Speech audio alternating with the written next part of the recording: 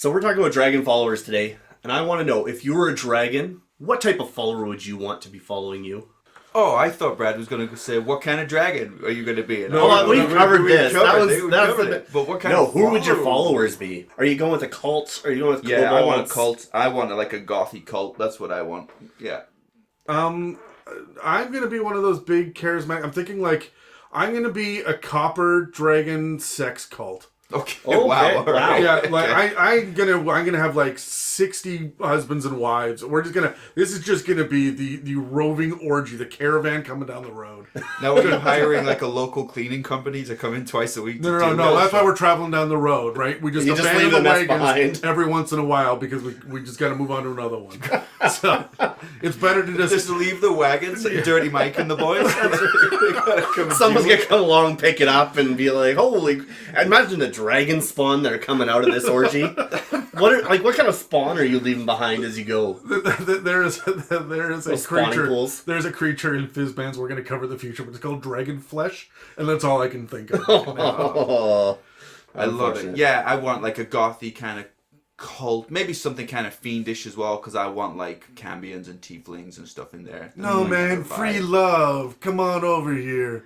I don't like the How many sets of genitals do you have, Centaur? Yeah, that's not going to work. And where are they located? Yeah. Which one's the man-sized one and which one's the horse-sized one? We just got a plasmoid, man.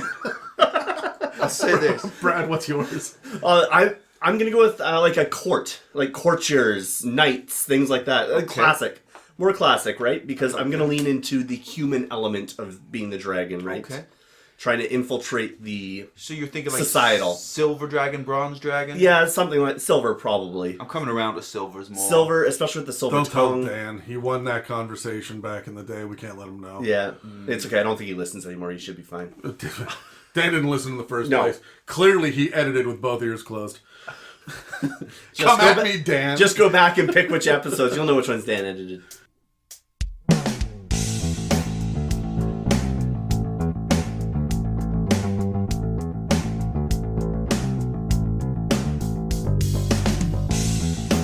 Welcome to the It's a Mimic podcast, where you never know what you're going to get.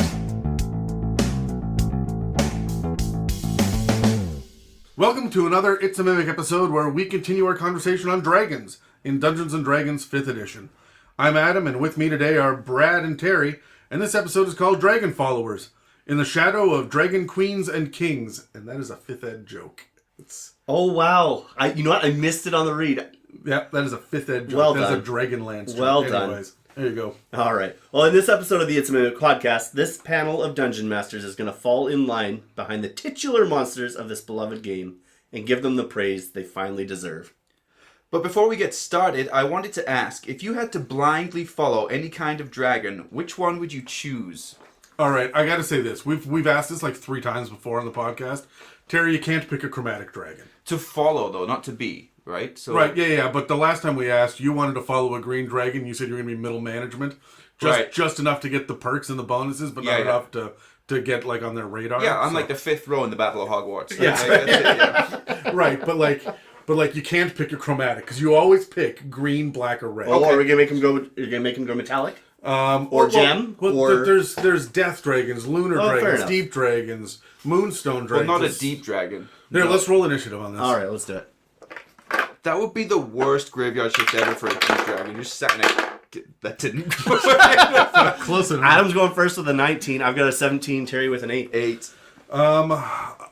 For me, if I'm going to follow any dragon, it is probably going to be, I don't know, one of the ones that want the least out of people. They all have pretty high fucking standards, right? Like a Moonstone Dragon seems to not need too much out of people. Right. Yeah. Right? So... They just kind of hang out. They don't... Right, the brass dragons, they want to hang out and be social, but they're not doing too much besides that. Maybe a fairy dragon, just The because brass dragon would be like when your boss keeps showing up, but also wants to be your friend. Yeah, But then when you we're start- a family here, fuck. Yeah, but then you'll just... It's like, well, you can't really relax because you'll say something where everybody will laugh and they'll be like, haha, well, we maybe shouldn't be doing that at work, though. It's like, this is where we can't be friends. yeah, you don't want that bit. That's no fun. You know what I'm going to pick? I'm going to pick the blue dragon. Because... Interesting.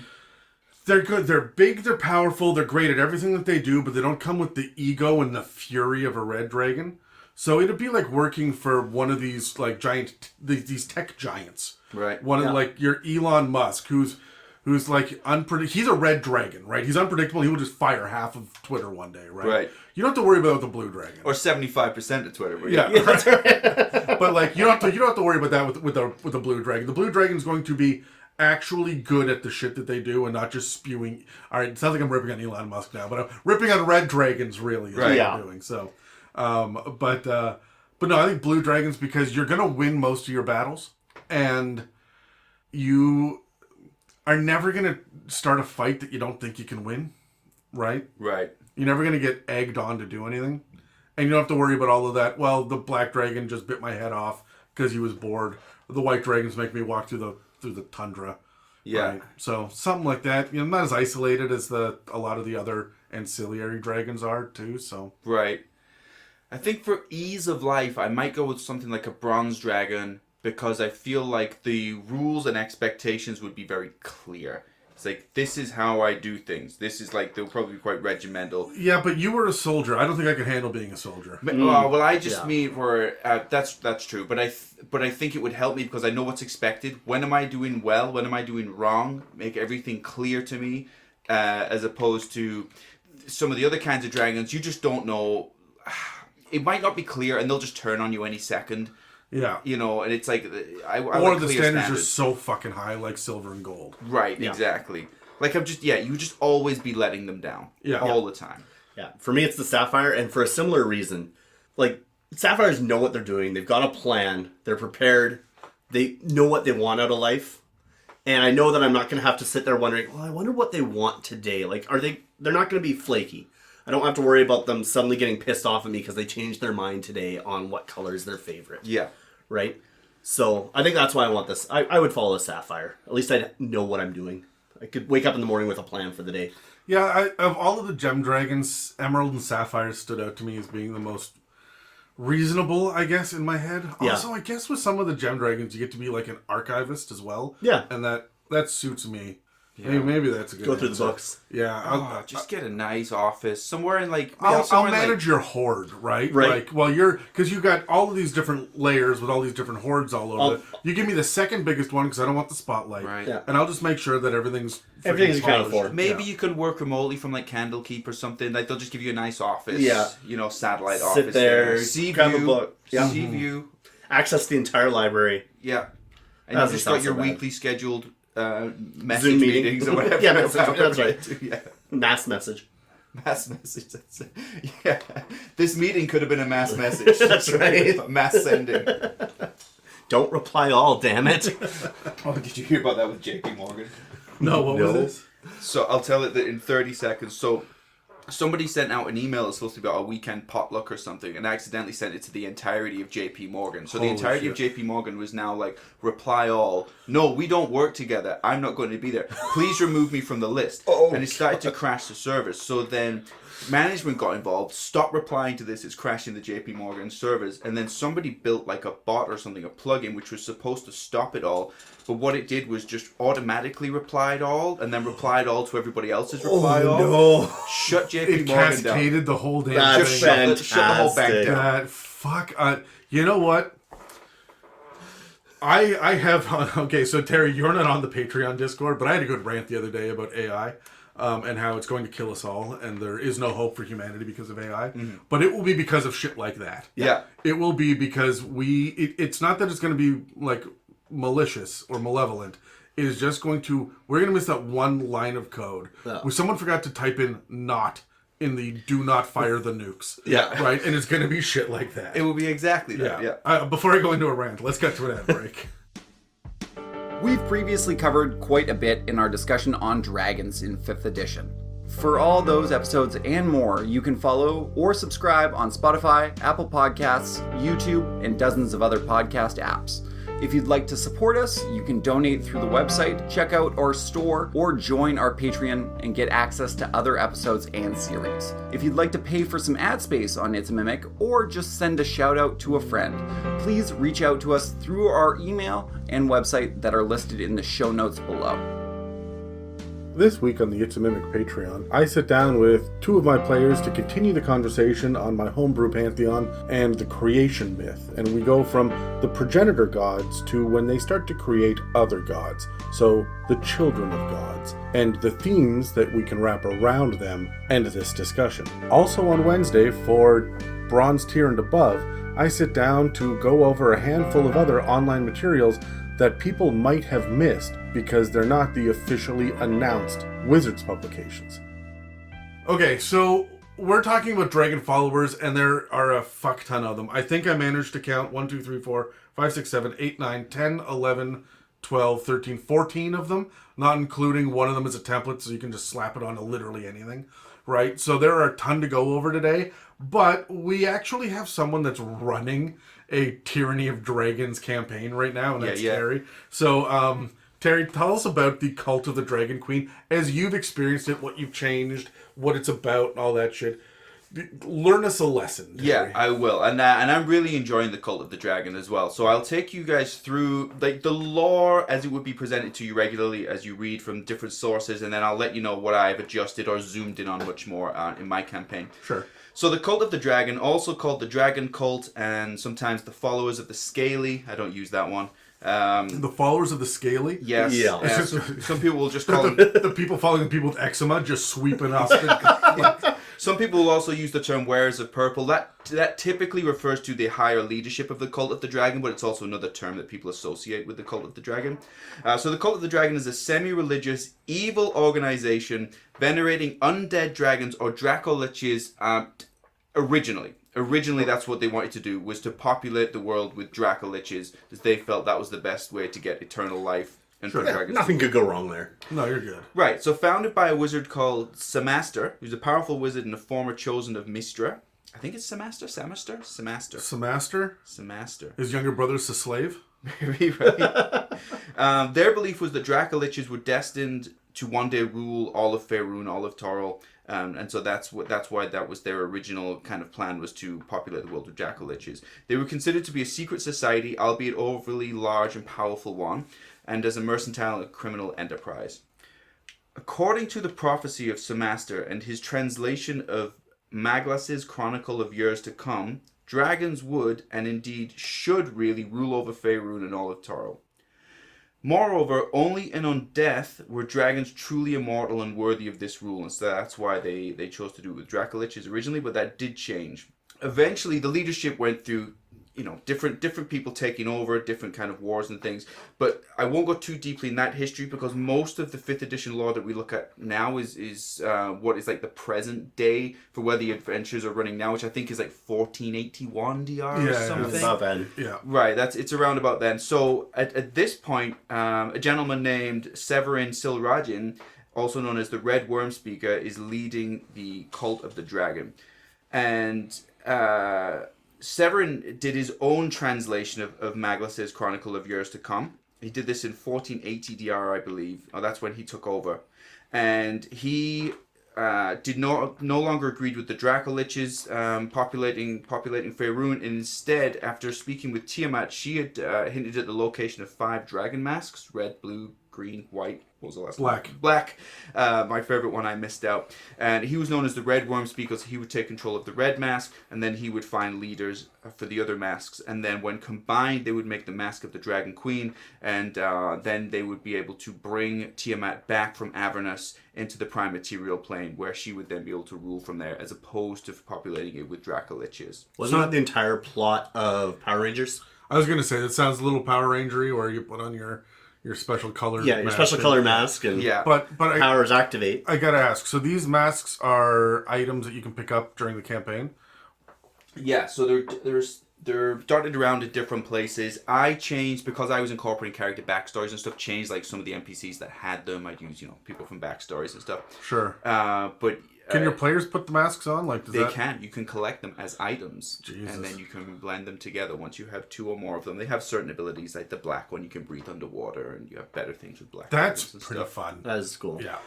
It's good, and it's an easy thing to keep them on topic as well, because you'll hint at the location of them, and then they'll want to go straight there as opposed to fucking off somewhere I did that else. with the pieces of the Rod of 7 parts. Yeah, right? So. I did. That's exactly what I've done with the mask I took from that. So in general, the cult of the dragon is comprised of mages, merchants, and warriors motivated by evil natures and their own self-interest. Many originally came for the money and the power that might follow, while others were simply short on morals or they just enjoyed the idea of dark rituals as cultists do. Though eventually people started to join the cult because it was an... Sorry, I love that. I gotta stop. I love the idea of the, I don't care what you're doing. I just love how you're doing it. Yeah. I'm here. You guys do rituals? I'm here for the party. So, something dragons, sure. Blood sacrifice? I'm just here for the blood sacrifice. I heard blood orgy. Yeah. Like, I'm here for it. I don't care what it's for. Just let me in. Like, I'm just in for the dark rituals. Right, that's it. Fuck. So though they might be seen as criminals and madmen, they saw themselves as heroic and dedicated souls who braved great dangers to serve their faith and destiny. Like all groups like this, they think that they're doing the right thing.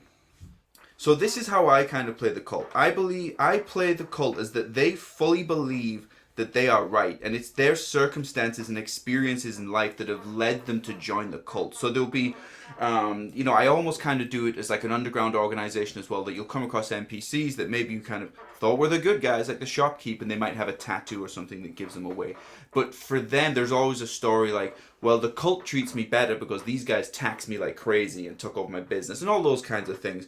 And so the way I play the cult is with my party, I always have the cult treating them better. Whenever they like infiltrate or they get the gear, they've got the nice uniforms, they get the nice dinners and stuff. And then when they're fighting, like Tyranny of Dragons kind of breaks down to like a little bit of a war. When they're with the what's supposed to be their good side, it's always shit. They're always sleeping outside. It's muddy. It's raining. They get no food. Like I kind of treat it like that so that they can look a little bit deeper into why people stay with the cult. Yeah, you want to side with the Lannisters. Clearly, there's perks for being a bad guy. Yeah, that's it. So in the late 14th century, almost all members were human. They would have assorted members of different kinds of dragon kin as well, so half dragons and then other draconic creatures, even dragonborn.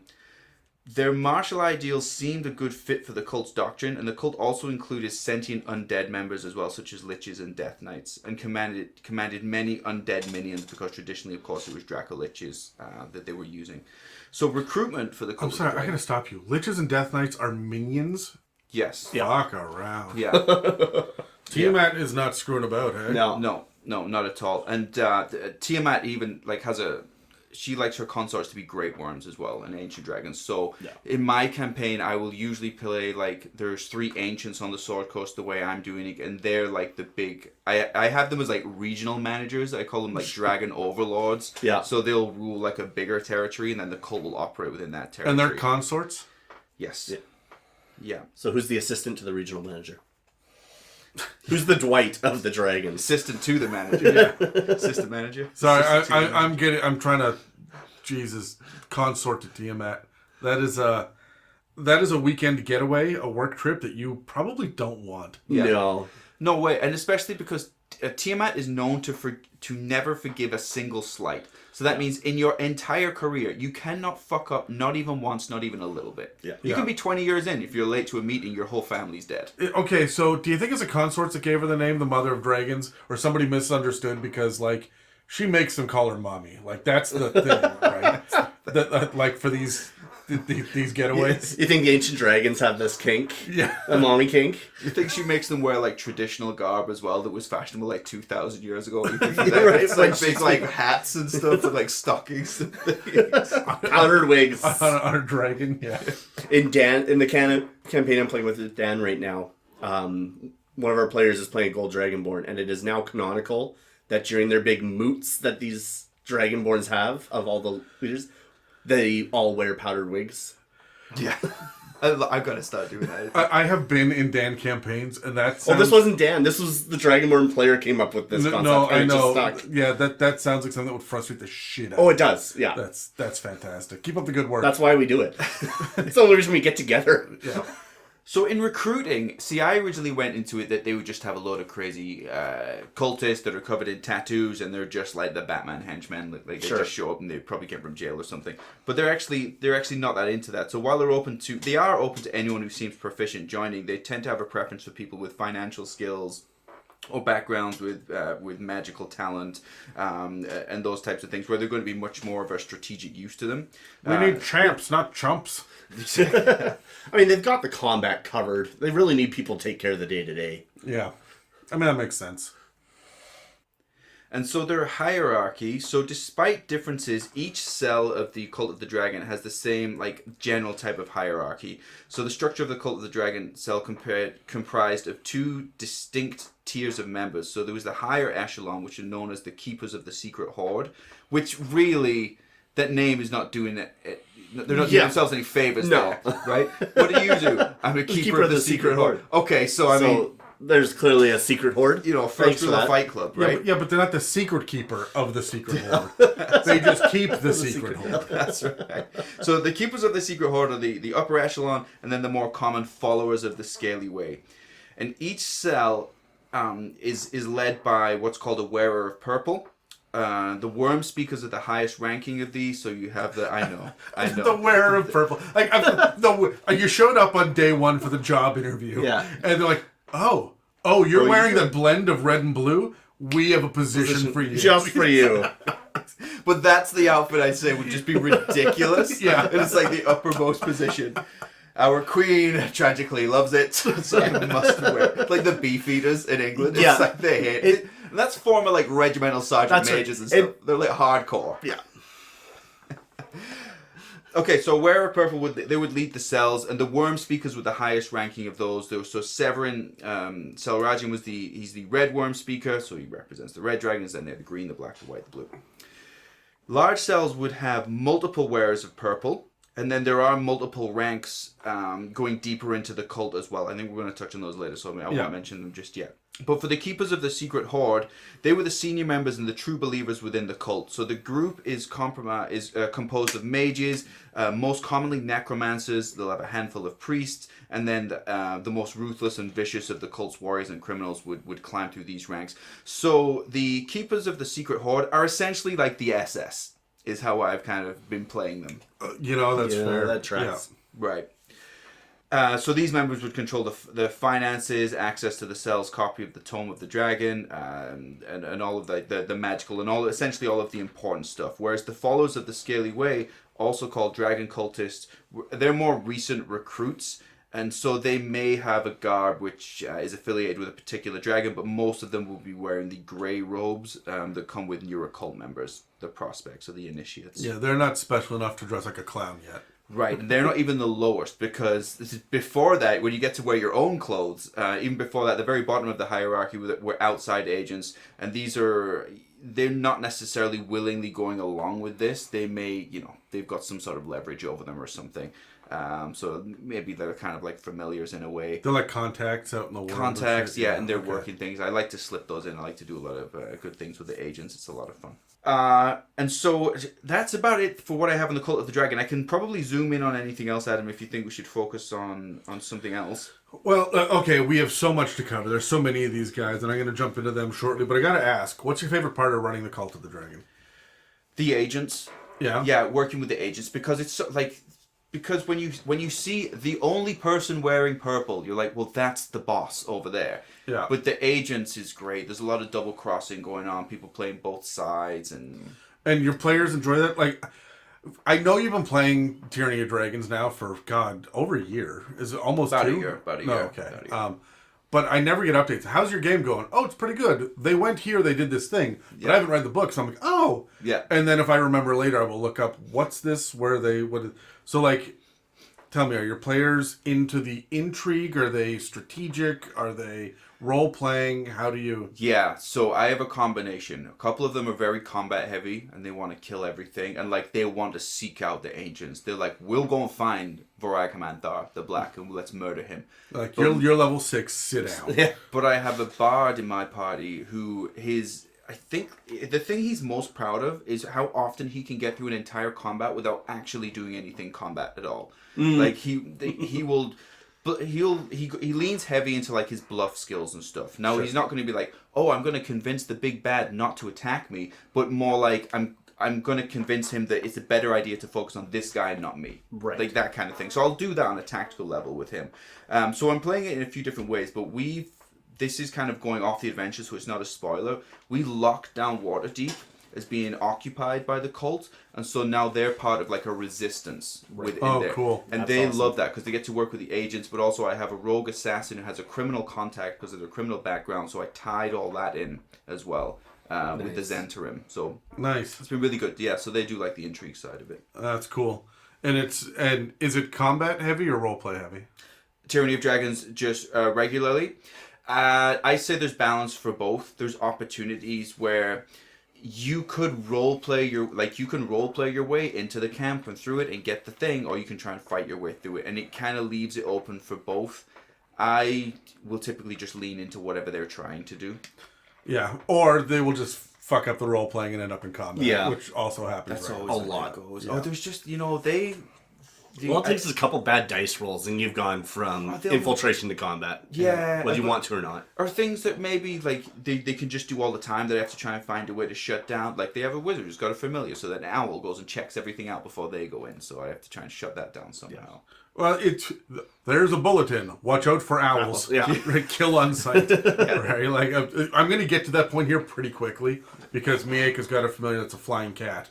It's a Tressum, right? So it's this long-haired gray cat with wings. That's not normal. Yeah, you see that, you know something's up. Yeah, the bad guys, like guys, if you're listening to this, why have you not figured out the bad guys are scrying on you? Yeah. All of they know you're there. Yeah. Right. So They also have passive perception, which can pick up a lot. If you think of yourself in the world with your passive perception, you'll spot a black cat. You'll go, there's a cat over there. Yeah. You'll definitely spot a cat with wings. yeah. Without even really trying. Yeah.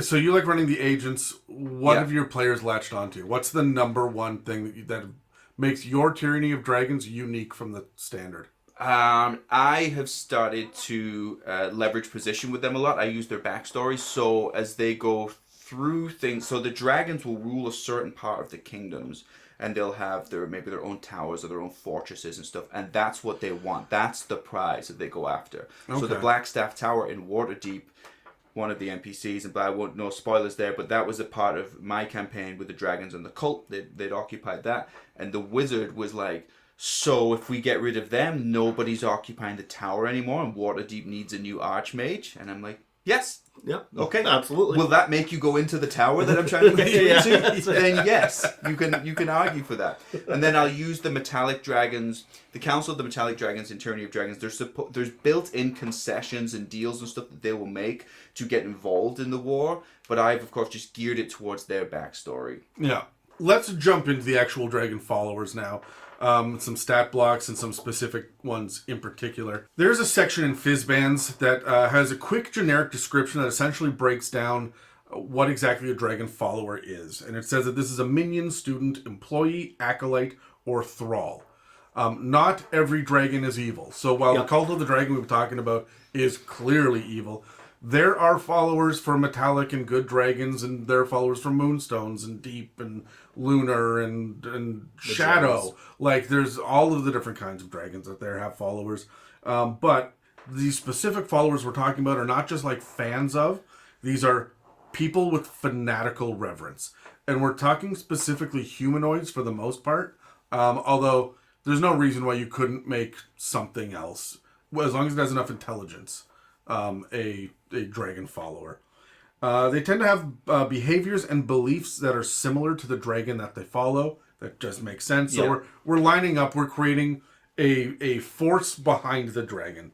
And we're talking about humanoids who have a personal story about how this specific dragon has impacted their lives in a positive manner from their perspective, right? And that is why they've dug in so deep with this one dragon. Like, hey, this guy saved my life, or killed my enemy, or gave me the riches, or their regional effects affected the crops in my village. Something like that, right? Most want to have dragons live among humanoid civilizations as rulers. Why would you have a human mayor when you can have a dragon mayor, right? So that's kind of the general rule for all of them that we're going to talk about today. For the ones that I'm about to list out, and I've got a number of them here. I'm going to give kind of a quick flyby on these guys, and not a big, stat block deep dive on them. And I'm going to hit them rapid fire here, so hold on tight. All right.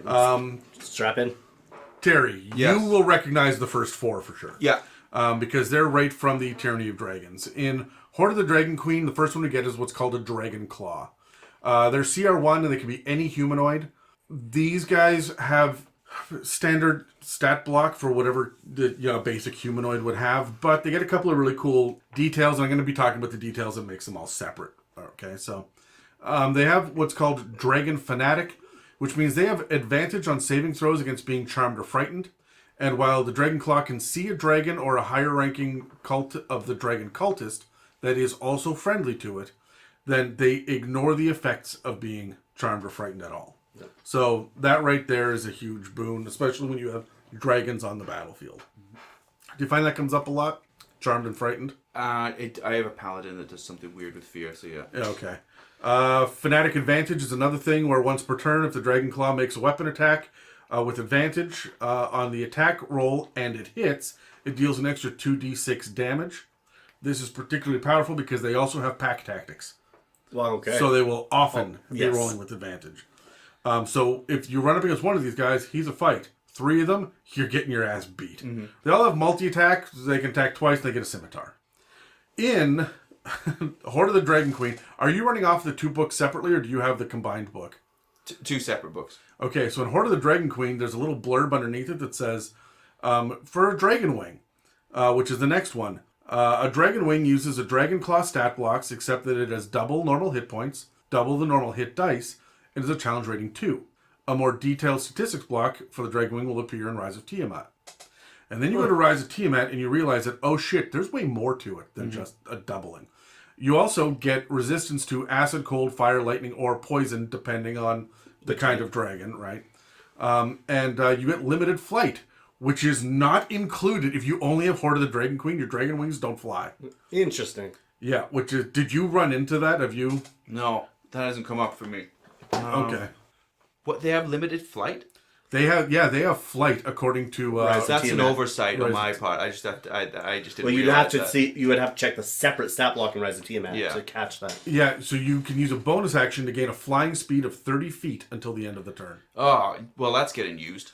Also, the scimitar now does an additional d6 on top of the regular stuff for whatever the damage type that they would do. Fire, poison, acid, whatever. To more flavor. And we're going to see that this stacks, right? So the Dragon Claw is the basic version, and then the Dragon Wing is the next step up. So it's doing more damage, and it's got some damage resistance, and it can fly. Then you have the Dragon Fang, which can do all of that except the flight. Only the wing can fly.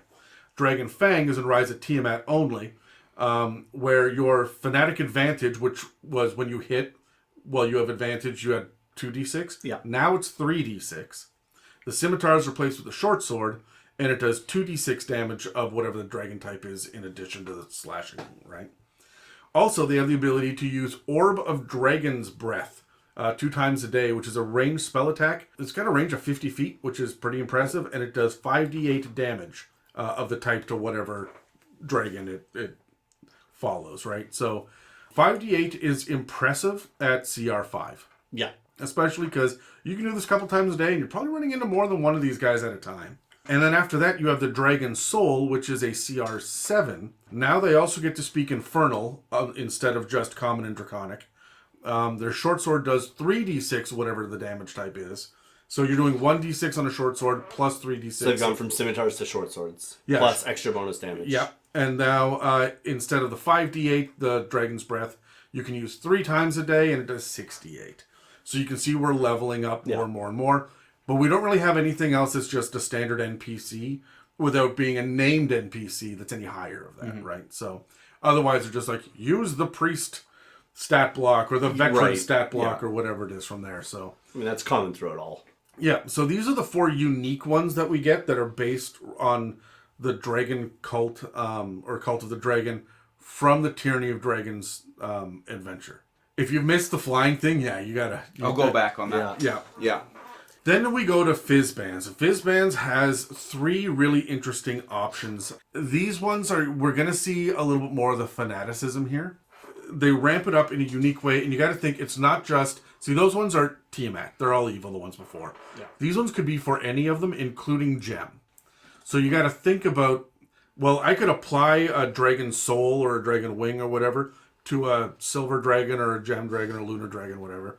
The dragon NPCs and Fizzbands are a little bit more unique and, in my head, problematic for players in the world, right? Like, they have a different kind of problem solving. So let me get into it. First of all, there's a dragon speaker. These are public speakers who are super charismatic dragon ambassadors.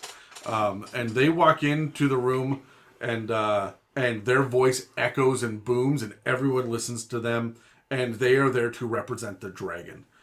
Have you used these in... I've not used a dragon speaker, but I do lean into like propaganda and stuff, so I will introduce them.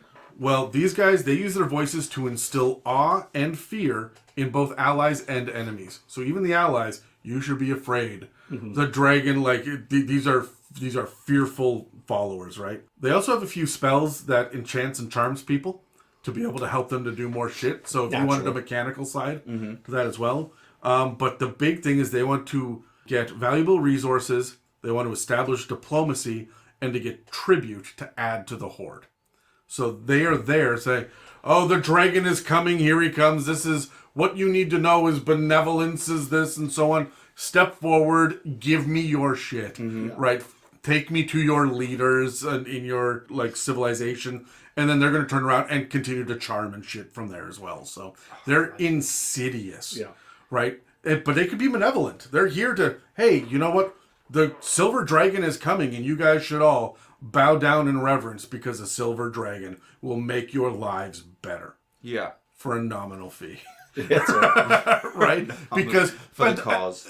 Yeah, but that nominal fee might just be we're going to open up trade routes. Yeah. Right? Like, it Let us doesn't operate within the limits of your city. Yeah. Carte blanche. We want carte blanche permission to do whatever we need to do within the city. You can trust us, and we will trust you, right? Yeah. So it can just be diplomacy, or it can be like, hey, we need this specific kind of mithril that you guys have, and we can offer you a shit ton of silver because we know you have a lycanthropy problem, right? Like, so it can be mutually beneficial. It's not Dragon Queenie, right? Which is going to be like, give us your shit or you die. Give us shit and then you die. Right, there's that. So I like it for... not that I'm going to keep going back to Nazis. I think it's just an easy parallel for people to draw. Like, it reminds me as though I was there. But when the Nazis first started speaking in the beer halls, it would be this kind of thing. But you can do it good or bad. You know, you're just trying to... The American Revolution was that too. I mean, Hamilton starts off, the beginning of it is them in bars, standing on tables, telling people, hey, listen to me, we got to rise up and revolt. Right? And so, like, that's exactly what this guy is. Although...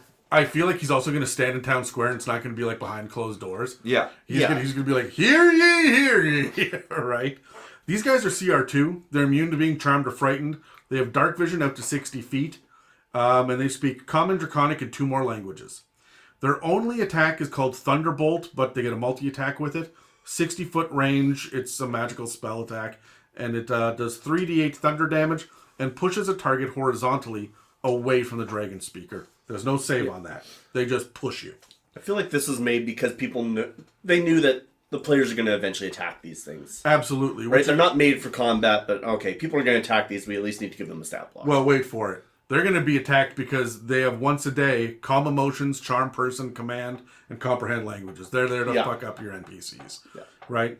They also have a reaction, disarming words, they can use 3 times a day, where if they can see a creature within 60 feet that is making a damage roll, so they've attacked and are now rolling damage, the speaker rolls a d6 and reduces that amount of damage because they've said, you don't want to do that, and it makes the attacker falter. Yeah. So that's cool.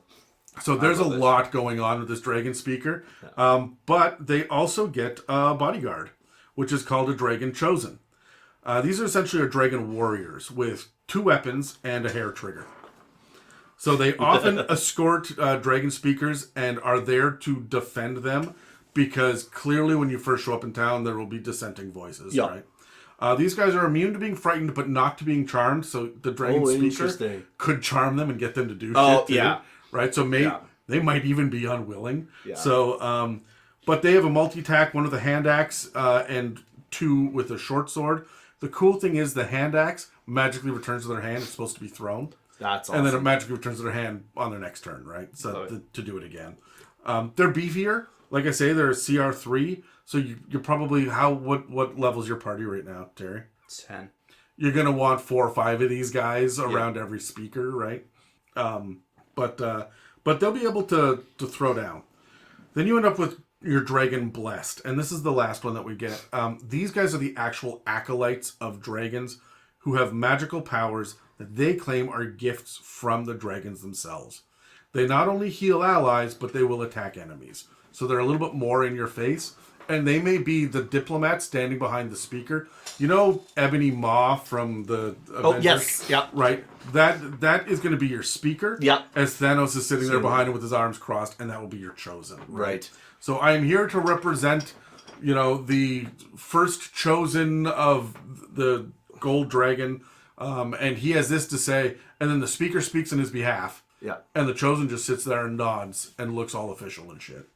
They're CR5. They're immune to being frightened, but again, not to being charmed. They speak Common and Draconic in 2 more languages.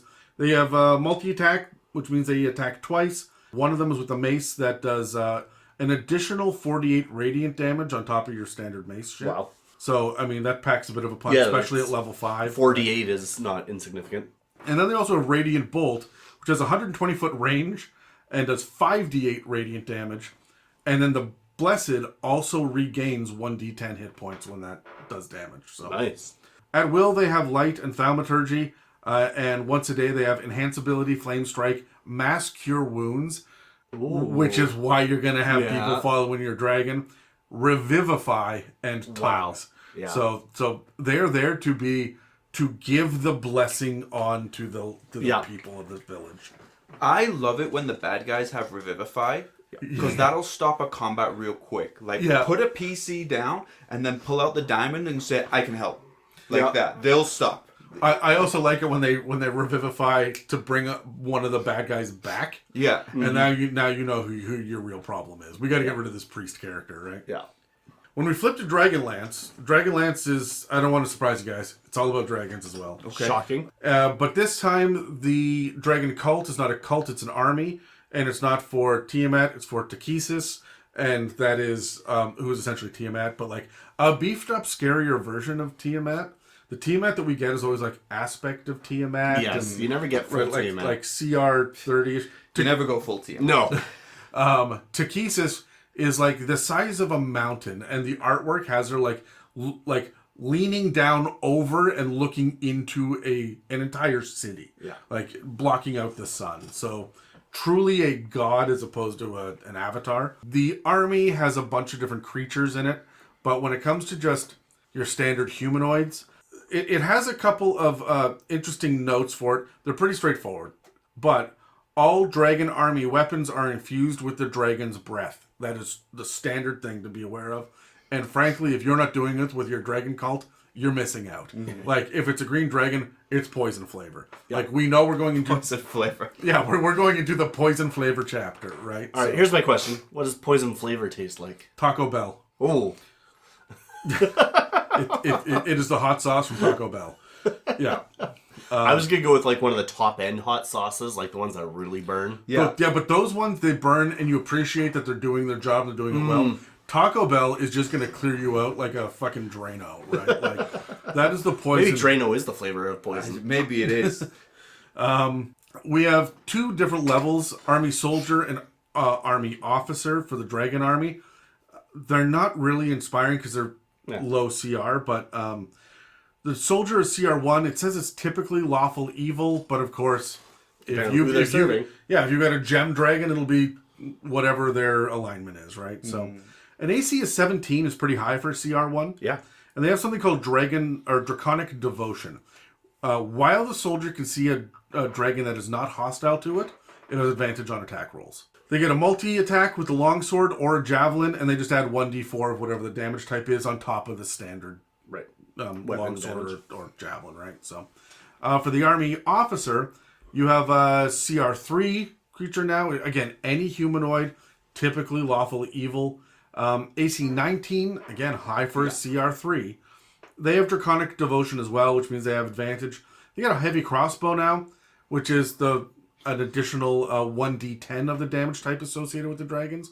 But they also get a lance. I don't want to surprise you guys that the Dragon Lance? This is not an actual Dragon Lance. Dragon Lances are legitimate, like, high-powered legendary items that are used to slay dragons. These guys, I feel like, are supposed to ride on the back of Dragonels, and we'll talk about Dragonels in the future. But Dragonels are smaller, dumber dragons that have barding and saddles, and you fly around on them and fight. We have gotten them as... I think we have the 3 different levels across a couple of books now, where Fizban's introduced them as, like, neutral, and then Dragonlance introduced the good and the evil versions of it. So, but you get a lance. Interestingly enough, when the players use a lance, they have disadvantage if they're not mounted. These guys don't get disadvantage. That's not a part of this. They just use it. It does 1d10 plus 3 piercing, and 1d4, whatever the Draconic Breath damage type is, right? The other thing that it gets, though, is a multi-attack that uses the lance twice, and then something called Assault Orders. This recharges on a 5 or 6, and this is when the officer shouts orders and targets up to 2 other creatures within 60 feet of itself. If they have that Draconic Devotion, which means they're part of the army, and they can hear the officer, the target can use its reaction to make 1 melee attack. So... this is almost granting a very minimal, like, legendary action out to just get that extra attack in, even if your players are planted their feet and they're not moving. Yeah. So, that's a lot. I just dropped a lot on you guys. I'd like to ask some questions, so let's grab dice and roll. I'm on a 5. I'm still on a 3. 5. Okay, Brad with a I'm 13. going first with a 13. I'm going to kind of pick and choose, and we're going to jump around here. So there's the Dragon Followers from Tyranny of Dragon. The Dragon Claw, Dragon Wing, Dragon Fang, Dragon Soul. That's right.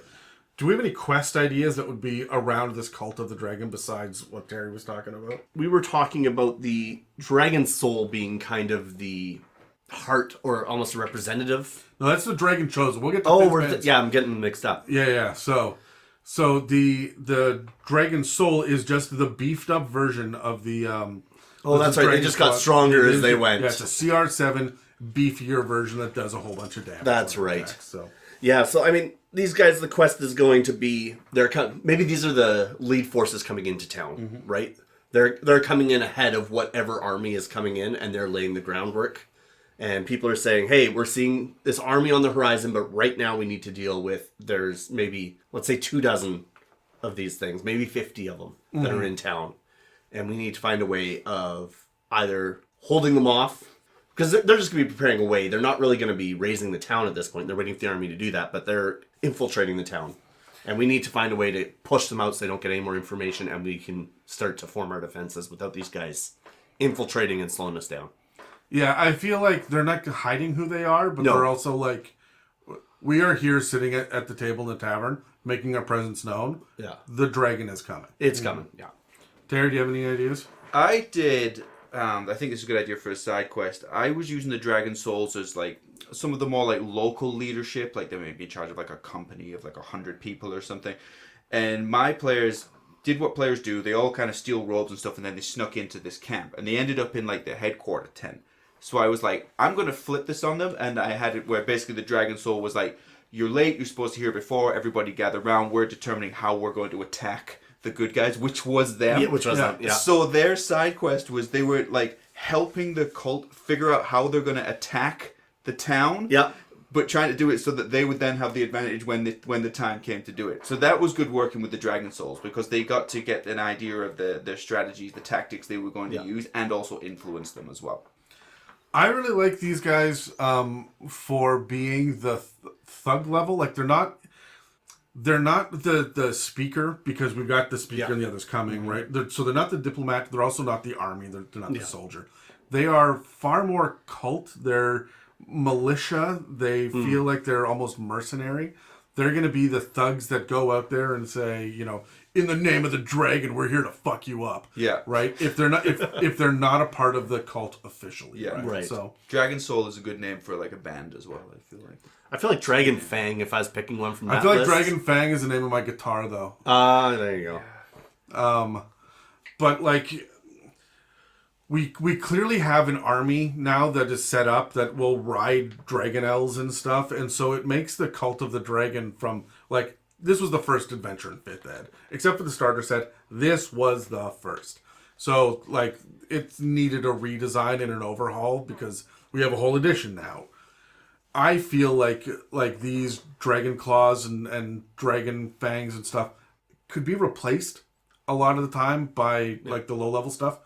Could be replaced by the stuff from Dragonlance. But if you wanted to have, like, Terry, if you're running Cult of the Dragon, or Tyranny of Dragons, and you've got the Cult of the Dragon there, and now suddenly the Dragon Wings are flying, why are you also not having some of them on the backs of Dragonels? Yeah. Right? So there's a whole, like, aerial unit now for this thing. Yeah. And so that's where I think these guys are going to come in to beef up the ranks, to swell the ranks. But we don't have anything else from Dragonlance that is CR5 or CR7. So the Soul and the Fang are still you're going to be your leader templates, right? Yeah. Any idea about the Speaker, Chosen, and Blessed? Just a reminder, the Speaker is the one that talks. Yeah. The Chosen is the bodyguard, and the Blessed is the... I feel of the three that we discussed, right, through groups that we discussed, these are the ones that actually provide some more quest opportunities, right? I think so, yeah. You can actually interact with them, you can speak with them. They're going to be coming into town. Yeah. Right? And they're coming into town ready to go with a message. Mm-hmm. And the quest is going to be, one, are you going to assist or are you going to rebel? And I think that's the opportunity to present with your players. Are you going to side with the speaker? Are you going to allow yourself to be swayed by the words of the speaker? Or are you automatically going to distrust them? And now we got to figure out how to run these guys out of town. Yeah. Yeah, I think I'd want to lean into the politics side with these guys and have them, maybe the party's going to discover that they are, dragon speakers and that they're clearly influencing the town or the city or the, the agenda from within with the politicians. Because then that does give you then you're not just meeting them in the tavern and they're convincing everybody. Yeah. Like there's more to it. It's going to be this is definitely in the town square. Yeah, this is going to be a big, and maybe you could even have it so they're actually very well loved by the people, even if they're like in the Senate or something or in Parliament. Because even though the party knows they need to get rid of them, the people might be on side with them because they've always been so good. And you know what? the joke always is, well, they have some good ideas. Yeah, right. They're crazy, but they've got a point on some things. Yeah. For me, I'm looking at this from a homebrew perspective, where I would have dragons. Dragons was a little bit aloof, right? Yes. In most campaigns, they're off on the mountain range over there. Right, they're very rarely in your face unless you're doing a dragon campaign. Mm-hmm. But I think I would start off by having these guys, the speaker with a blessed and a handful of chosen, walk into town and say, in a strange accent, like a far-off dialect, and say, dragons are real. And you've been hearing rumors about them, and people point at wyverns and hydras and think, oh, look, dragons. But dragons are real. And they're tired of whatever the inciting incident is. You have now done this thing to gain their attention, or you have crossed a boundary, and they're here to say, they're coming. Yeah. And you need to be afraid, or you need to be respectful. You got to get ready. They're coming. And then have everyone else, all the other NPCs go, bullshit. No, they're not. And see where their players land, and see whether or not am I going to just turn this into a cult and there are no dragons? Mm-hmm. Or are the dragons coming, right? And I may not pull the trigger on that until like level 6 or 7, right? I'm going to get solidly into tier 2 before I decide, because I want to see how much the players give a shit. If they don't, the dragons are coming. Yeah. Right? If they very much care, they're going to reveal that, no, the speaker has just got mind control powers and is trying to get gold and concubines, right? Like, getting their own. When it comes, though, to the Dragonlance army, do we have anything in particular about that? Soldier officer, I mean, they're rank and file members, right? They're really... The officer's a little bit more than that, but I would really like to see, like, a general, right, or a captain. Like, we have... at CR3, these are lieutenants. Right? So let's... I don't know, Terry, how do you feel about them?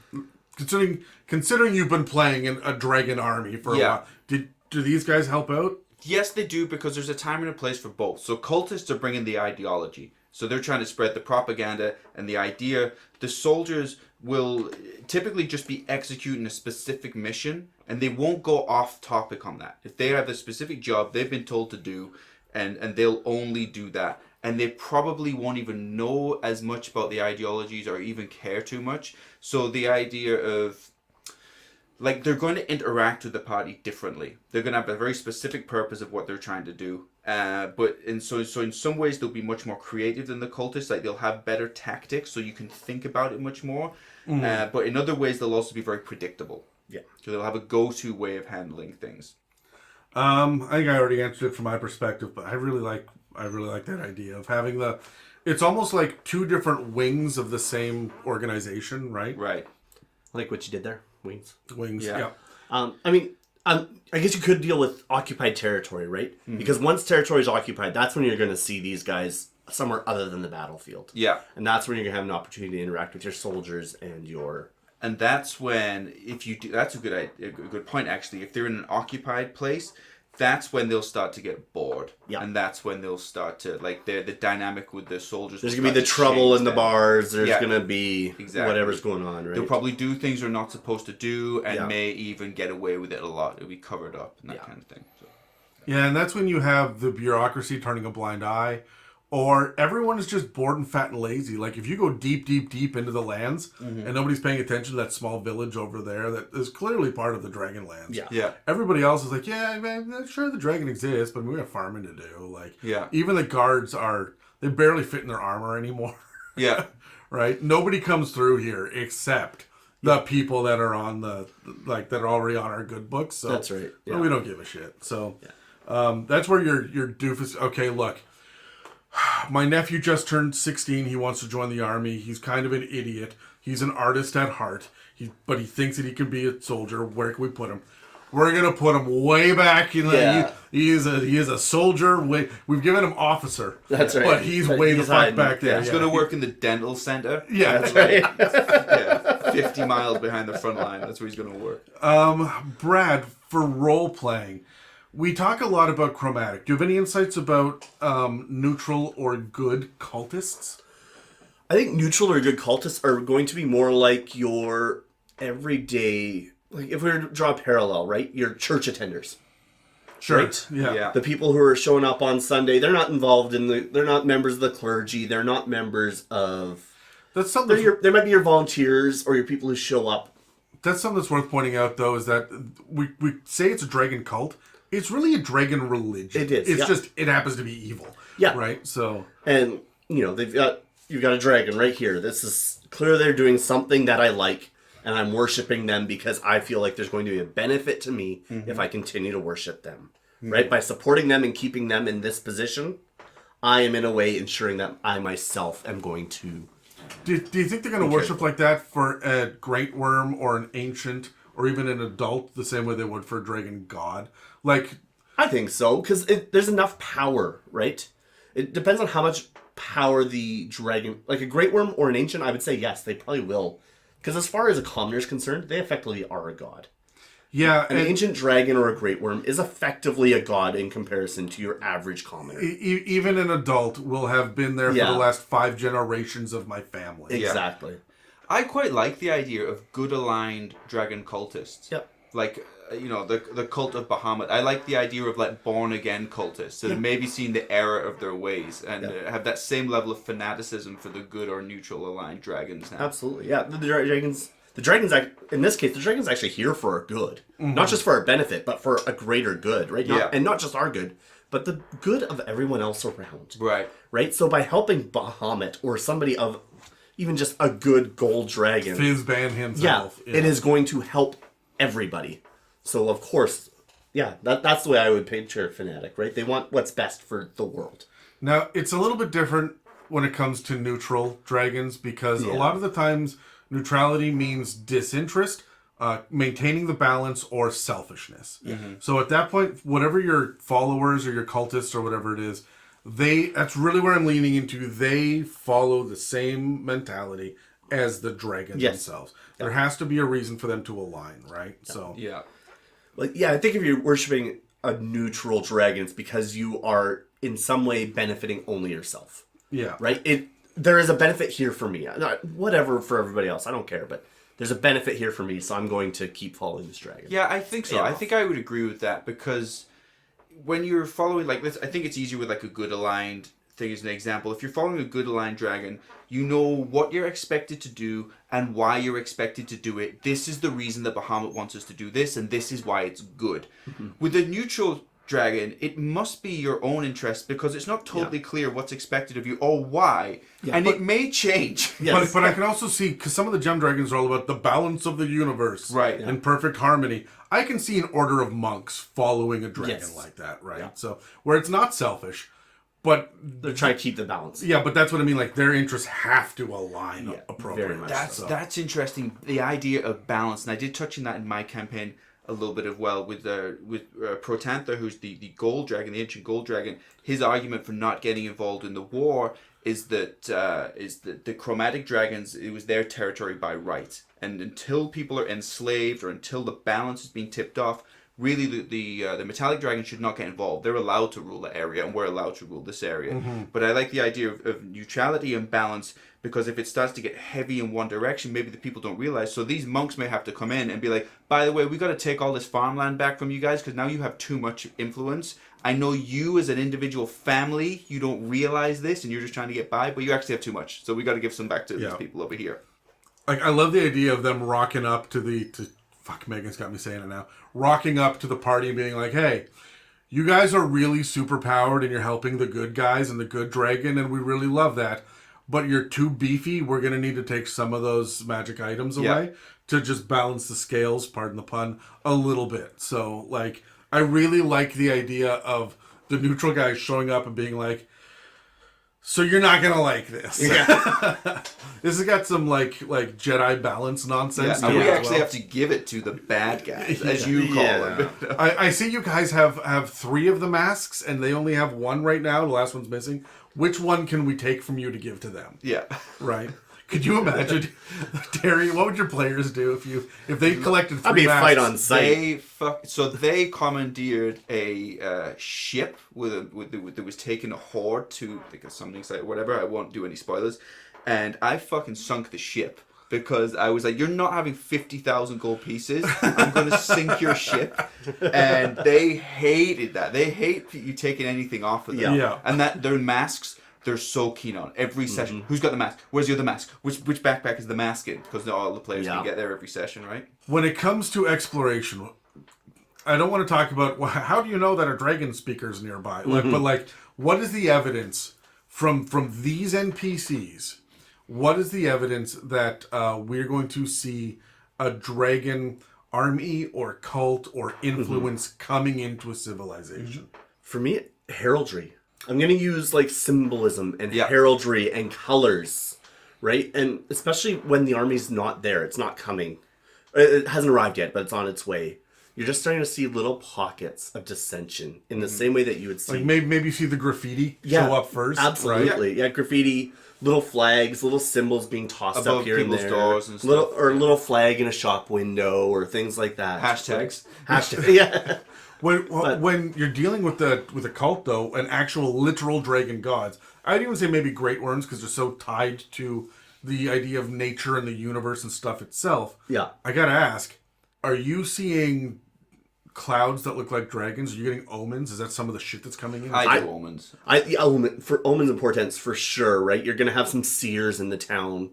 The other thing you're going to have town criers. You're going to have people standing up on corners in soapboxes. Yeah. They won't even be necessarily the dragon cult followers. They're going to be just people who are seeing that it's coming and crying the way, like, the end is nigh. Traveling merchants and caravans. Rumors for sure will be passing through. They'll be coming through, Yeah. Any merchant wagon will have news of one of the things that I always army on the move. One of the things I like to do in my campaign, whenever I've got a huge powerhouse that's out there that has the ability to scry, and frankly, your ancients and above should be scry. So if they're not doing it themselves, they're employing somebody who is. What I do is I attack diviners. And I don't know if you remember this, Terry, but when you were like able to look into a crystal ball and divine the future, the hags were looking back and they were fucking up the NPCs that were trying to do that. Yeah. So Dan often, but like whatever the player is that goes to a seer to, can you scry, can you communicate with this person in another town? Can you tell me my future, whatever it is? And there's a blue dragon coming, and we've seen the omens and everything else, and they start to like look into the future. They just suddenly crackle with electricity and die. Yeah. Right? Or they suddenly cough up acid and their face melts off, right? Like I'm gonna do that kind of thing. If it's a green dragon, the boils appear on them and down they go. Yeah. So I mean those are all evil, but the same thing, like I think that that maybe the beard on the dwarf begins to crystallize because it was a crystal dragon, Yeah. right? And shit like that. So I want to feel that dragon Like they had an interaction. influence in the world, like beyond even regional effects. These are magical effects, right? When you're fighting a red great worm, your fire spell should do 1 more damage die, just because fire is a thing right now, right? Yeah. So, do we have any ideas for combat for these guys? I mean, we have a cult, we have an army. What about the speaker and the blessed and the chosen? What are we doing for combat there? Well, for those 3 specifically, right? Your chosen are going to be your front end. They're coming out and they are going to be putting their bodies on the line, right? They will be self-sacrificing to protect. At the end of the day, the blessed is the one that they are protecting, right? The speaker needs to be protected, but the blessed is the one who is... The blessed has enough power to be able to hold their own. Oh, they will. So they're protect. Yeah, they're it's actually in the lore they follow the speakers because the speakers are relatively weak, right? And are also going to be the ones that get in your fucking face with it, right? So and you're going to be using your speakers to enforce their will upon, right? Like their goal is to avoid combat. They don't want to get into combat. The chosen are there in the event that that doesn't work out for them. Yeah. Yeah, I think they'll be trying to keep a distance as much as they can. I mean, I don't think there's anything crazy or unexpected for combat that I would do. I'd be trying to use the advantage rules. Charming where I can from the Yeah. speaker, right? Like, I'm going to try to take out the low will, low intelligence level of player. I mean, you're attacking the NPCs, right? The party's NPCs is who you're attacking with the speaker. And the townsfolk, too. Yeah. Like, you should... When you... Don't target the party. Target the people around them. Like, you can target the party, but my first target would be... I think the most interesting combat encounter is when the party walks up and says, stop spreading your bullshit, and the entire crowd turns them and say, hey, sit down and shut up. We love this guy. Yeah, this guy's great. Yeah, so that's a weird dynamic. Most parties will be like, kill the town? Do we kill? No, we'll just leave. Yeah. Fuck it. Fuck them. Let them burn. Yeah. And any insights on I like your idea, but now I want 2 sides to the crowd. I want the side that agrees and the side that disagrees. let's have a riot. Just a town center brawl. A good old... Oh, yeah, I got like, those 50 like regular game pawns, the different colors, and just have a red side and a blue side, or whatever colors you want to do, and just have the combat in the middle, and then you can literally have them fighting each other. Give yourself a Gangs of New York style battle. Exactly. Just don't make it complicated, just straight dice rolls. If one side hits the other side, take one of those off. Make it nice and simple for mechanics, but it's going to stress the hell out of the players. Use risk rules. I wouldn't even use risk rules. If I can be honest, I would, in front of the party, I would say, depending on which side is bigger. Yeah. On initiative count, whatever, I roll the blue die for the blue side and the red die for the red side. The red side is bigger, they get a D8. The blue side gets a D6. And we're going to roll. And however many I roll, those are the people that die this round. Yeah. And I will remove those pieces at random. So, and that way I can do kind of a mass combat feel. But I mean, if it goes on long enough, I'm also going to have the speaker or the blessed stand up and be like, everybody stop, or crackle lightning from a wand or something. And then suddenly everybody stops fighting and they're like, the dragon commands, right? So the moment the supporters are starting to win, these guys are going to step in and stop the fight. Yeah. And maybe even be able to convert some of the others, right? Yeah. Let's talk about metallic sentinels, though. Let's do it. Because this is something outside of our standard, our standard just kind of NPC, right? We're getting into like monster stats now. Yeah. The metallic metallic sentinels are a really cool concept that we get from Fizzbands. They are effectively some sort of guardian that's been created by a metallic dragon, and they are made of the type of metal associated with the dragon, naturally. They have basically been forged and then empowered by the breath of the dragon to serve the dragon. They're also artificers who can, like dragonborn artificer cults who can make these things. Okay. Which is really interesting. Generally, they're attributed to being connected to a dragon, and the stats here we're going to get into in a second are going to enforce that further. So the first type, there are two types. There's metallic peacekeepers and there are metallic warblers. We're going to start with the peacekeeper. Functionally, they have a lot of the same features, a lot of the same, stat block, immunities, senses, everything like that is fairly similar between the two. Okay. The only thing that really changes is, the levels, the numbers. Sure. Because you've got a CR4 for the Sentinel, and you've got I believe it's a CR 1/4 for the Warbler. Oh, you mean the Peacekeeper CR4? The Peacekeeper is CR4. Okay. So, right, bigger and buffer, but the general purpose of them is actually quite similar. Okay. So, let's start with the Peacekeepers.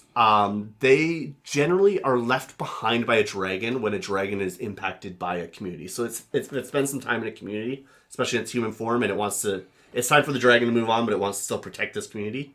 It will leave behind one of these peacekeepers. I'm assuming from the name Metallic that we're dealing with metallic dragons. These are the good Yes, guys, these are specifically connected with metallic dragons. Okay. They are made of metal, associated with the dragon type. So there is no, at least within the rule set, there is no analog for a chromatic dragon or a gem dragon. Or Sure. not that you couldn't do it, but these...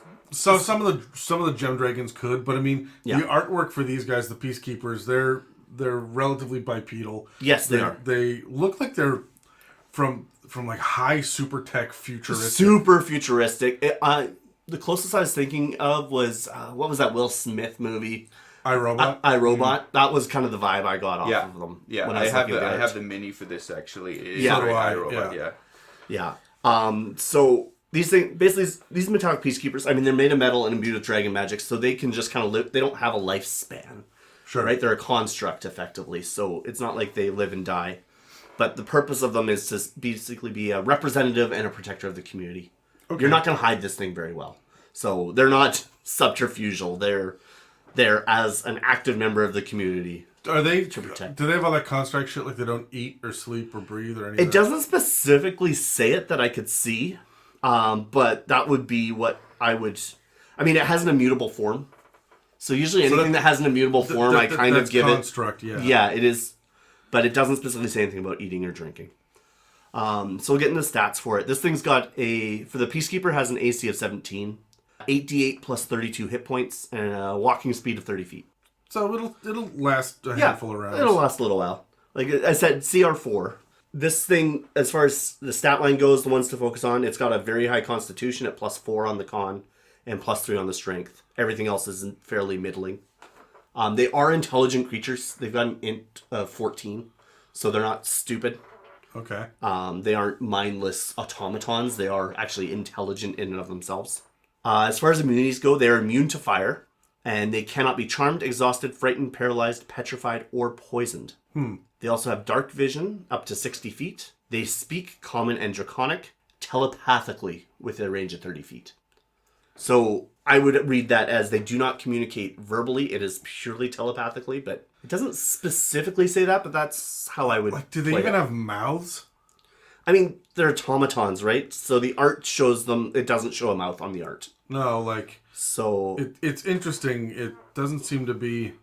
I'm trying to look it up right now. yeah, it does not specify, but the fact that they did put in telepathy of 30 feet would have me believing that it is exclusively telepathy. I mentioned earlier the immutable form, right? These things, they can't be affected by any spell that would alter its form. So no polymorph, no greater polymorph, right? True polymorph, nothing like that. Yeah. And the main feature, and this will apply to both the Peacekeeper and the Warbler, they have something called a telepathic bond. So while the Peacekeeper is on the same plane of its existence as its master, it can magically convey what it senses back to the master, and the two can communicate telepathically with each other. So as long as it's on the plane, there's no range distance. It's just we're on the same plane. Here's what's going on in the town. Okay. And really, this gives you the entire purpose for the creation of these things. They aren't necessarily defenders. They are here just so that the dragon can keep an eye on a community that it likes and to make sure that things are going well. Do you have an idea of how common they are? Like in a town, how many is there going to be? Are they going around? There would be like one per town is the sense that I give. There's not like multiple going around like robot police. Like No, I mean- Citizen. Maybe if you had a massive city, but I think the idea is that these things, there to control the city. They're there to monitor the city they're not, on behalf of the dragon. They're not X-Men Sentinels, right? Like, that's not what they're for. No. They are here basically... They want to make sure that everybody's happy and healthy in the town, and there's no real unrest. It's wild to me that they still have to eat, and like clearly you look at them. I'm gonna homebrew that away. Yeah, like they barely have a form. They don't have organs. No, it's not in the stat block, but I would. That seems like an oversight. It does. Yeah. But no, just don't ever mention it. No, you know, right. players are never going to. Are your players really going to care that? Or pay attention to when they're eating, or they're well, I love the idea of this thing like posted up in the tavern with an empty glass in front of it to just make the humanoids feel better. Yeah, right. And it just sits there and waits to be approached, like the bartender in Interstellar, right? Just polishing the glass. Was it Interstellar? Or was the no? It was a Chris Pratt. Chris Pratt movie. and right. Anyways, which I thought was pretty terrible. That movie that had a plot that was a little rapey. Yeah. Which one was that? Sorry. What was Passengers? Yeah, that's what it was called. In space. Yeah, with Jennifer Lawrence. Everyone else on the ship was frozen, and he like unthaws her and gaslights her and shit. Yeah, I went and saw that because I'm like, cool, space movie. And then Miyagi came in town. She's like, you want to go see this for date night? I'm like, this is not a date. This is not a date night movie. I can't. Clearly, like it was a very specific choice of which one to thaw as well. Yes. Yeah. This off one. the menu. I'm gonna choose this one. I'll do Jennifer Lawrence. Yeah. So let's get in the actions real quick. This thing has a multi-attack, 2 slam attacks, or +5 to hit, doing 3d8 plus 3 bludgeoning damage. Okay. All right. CR4. Yeah, that's pretty standard. It's pretty flat. There's nothing special there. Yeah. The most interesting ability that it has here, and this really should guide how we want to look at this, has an ability called Calming Mist. It's a recharge ability on a 5 or a 6, and it releases a calming gas within a 30-foot radius sphere centered specifically on itself. And you need to make a DC 14 charisma saving throw or be charmed by the Peacekeeper for, interestingly, only 1 minute. Yeah, but like you're just here to calm everybody. Yeah, it's just enough to get things under control. Right? Like, I am immediately going to say that if the barbarian fails this, his rage is gone. Oh, 100%. That's the thing here. Yeah. I also think that if I'm going to put this as a bigger, better speaker as well, like Draconic Speaker, like this guy is going to move with the others.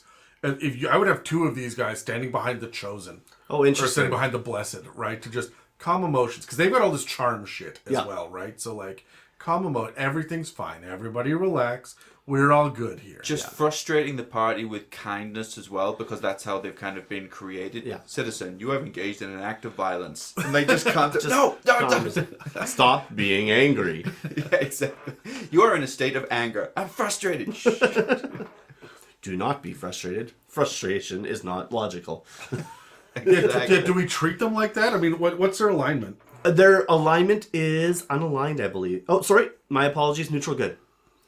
So, I mean, there's that neutrality in there. But, like, it is good. It is for the sake of good. Like, like your blood pressure is high. Relax. Yes. Would you like an opiate? I might do it. I like that type of thing. Yeah. Interestingly, with the alignment is I would tend to play with that alignment a little bit based on which dragon had created them, right? Because they are specifically tied to a specific metallic dragon. Yeah, but you're going to be... These guys are not going to be there doing the same thing the same way for the copper dragon. No. It was all about practical jokes. And exactly. And shit, right? So, yeah. So that one's got, like, he'll shake your hand, but there's a hand buzzer in it. Yeah, exactly. So you get shocked. Yeah, so that's the Peacekeeper. We'll duck real quickly into the Metallic Warbler. As you can imagine from the name Warbler, these resemble songbirds. They are in the same way created by a metallic dragon. And their whole job is to basically keep watch without directly intervening. So that's the big difference between the two. Right? This one's tiny. It's like... Yeah, it's tiny. But it's the size of a small bird. It's here basically just to watch over. I mean, the thing's still made of metal. It's going to glint in the sun. It's going to attract some attention. Mm-hmm. It's not going to remain hidden. It's not covert. But the goal is... I mean, it says as clandestine agents, but really how clandestine can you be when you're a metallic bird flying through a city? I don't know, man. You put that up in the ventilation system and it's going to do the mist thing out and everybody just gets real calm and real happy. Everyone just gets a little bit stoned. What do they call it? People think the conspiracy with the planes? Oh, the chemtrails. Yeah. So Stat block is going to be very similar. The main things are just going to be numbers. So AC here is only 14 and 44 plus 4 hit points. Yeah, okay. That's not much. Their speed is 40 feet with a fly of 60. So, right, flying construct. Sure. Their stats are much lower with... Oh, it's CR1 quarter. It's CR1 quarter, right? So Dex and Con are its main stats.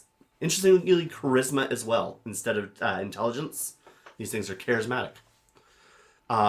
They have the same immunities, so fire, and then immune from being charmed, exhausted, frightened, paralyzed, petrified, or poisoned. It's interesting that you can hit them with poison damage, but they can't be But they poisoned. can't be poisoned, yeah. Interesting. Okay. They have dark vision up to 60 feet, which is exactly the same, and the in this case they can understand comic and draconic, but they cannot speak. Sure.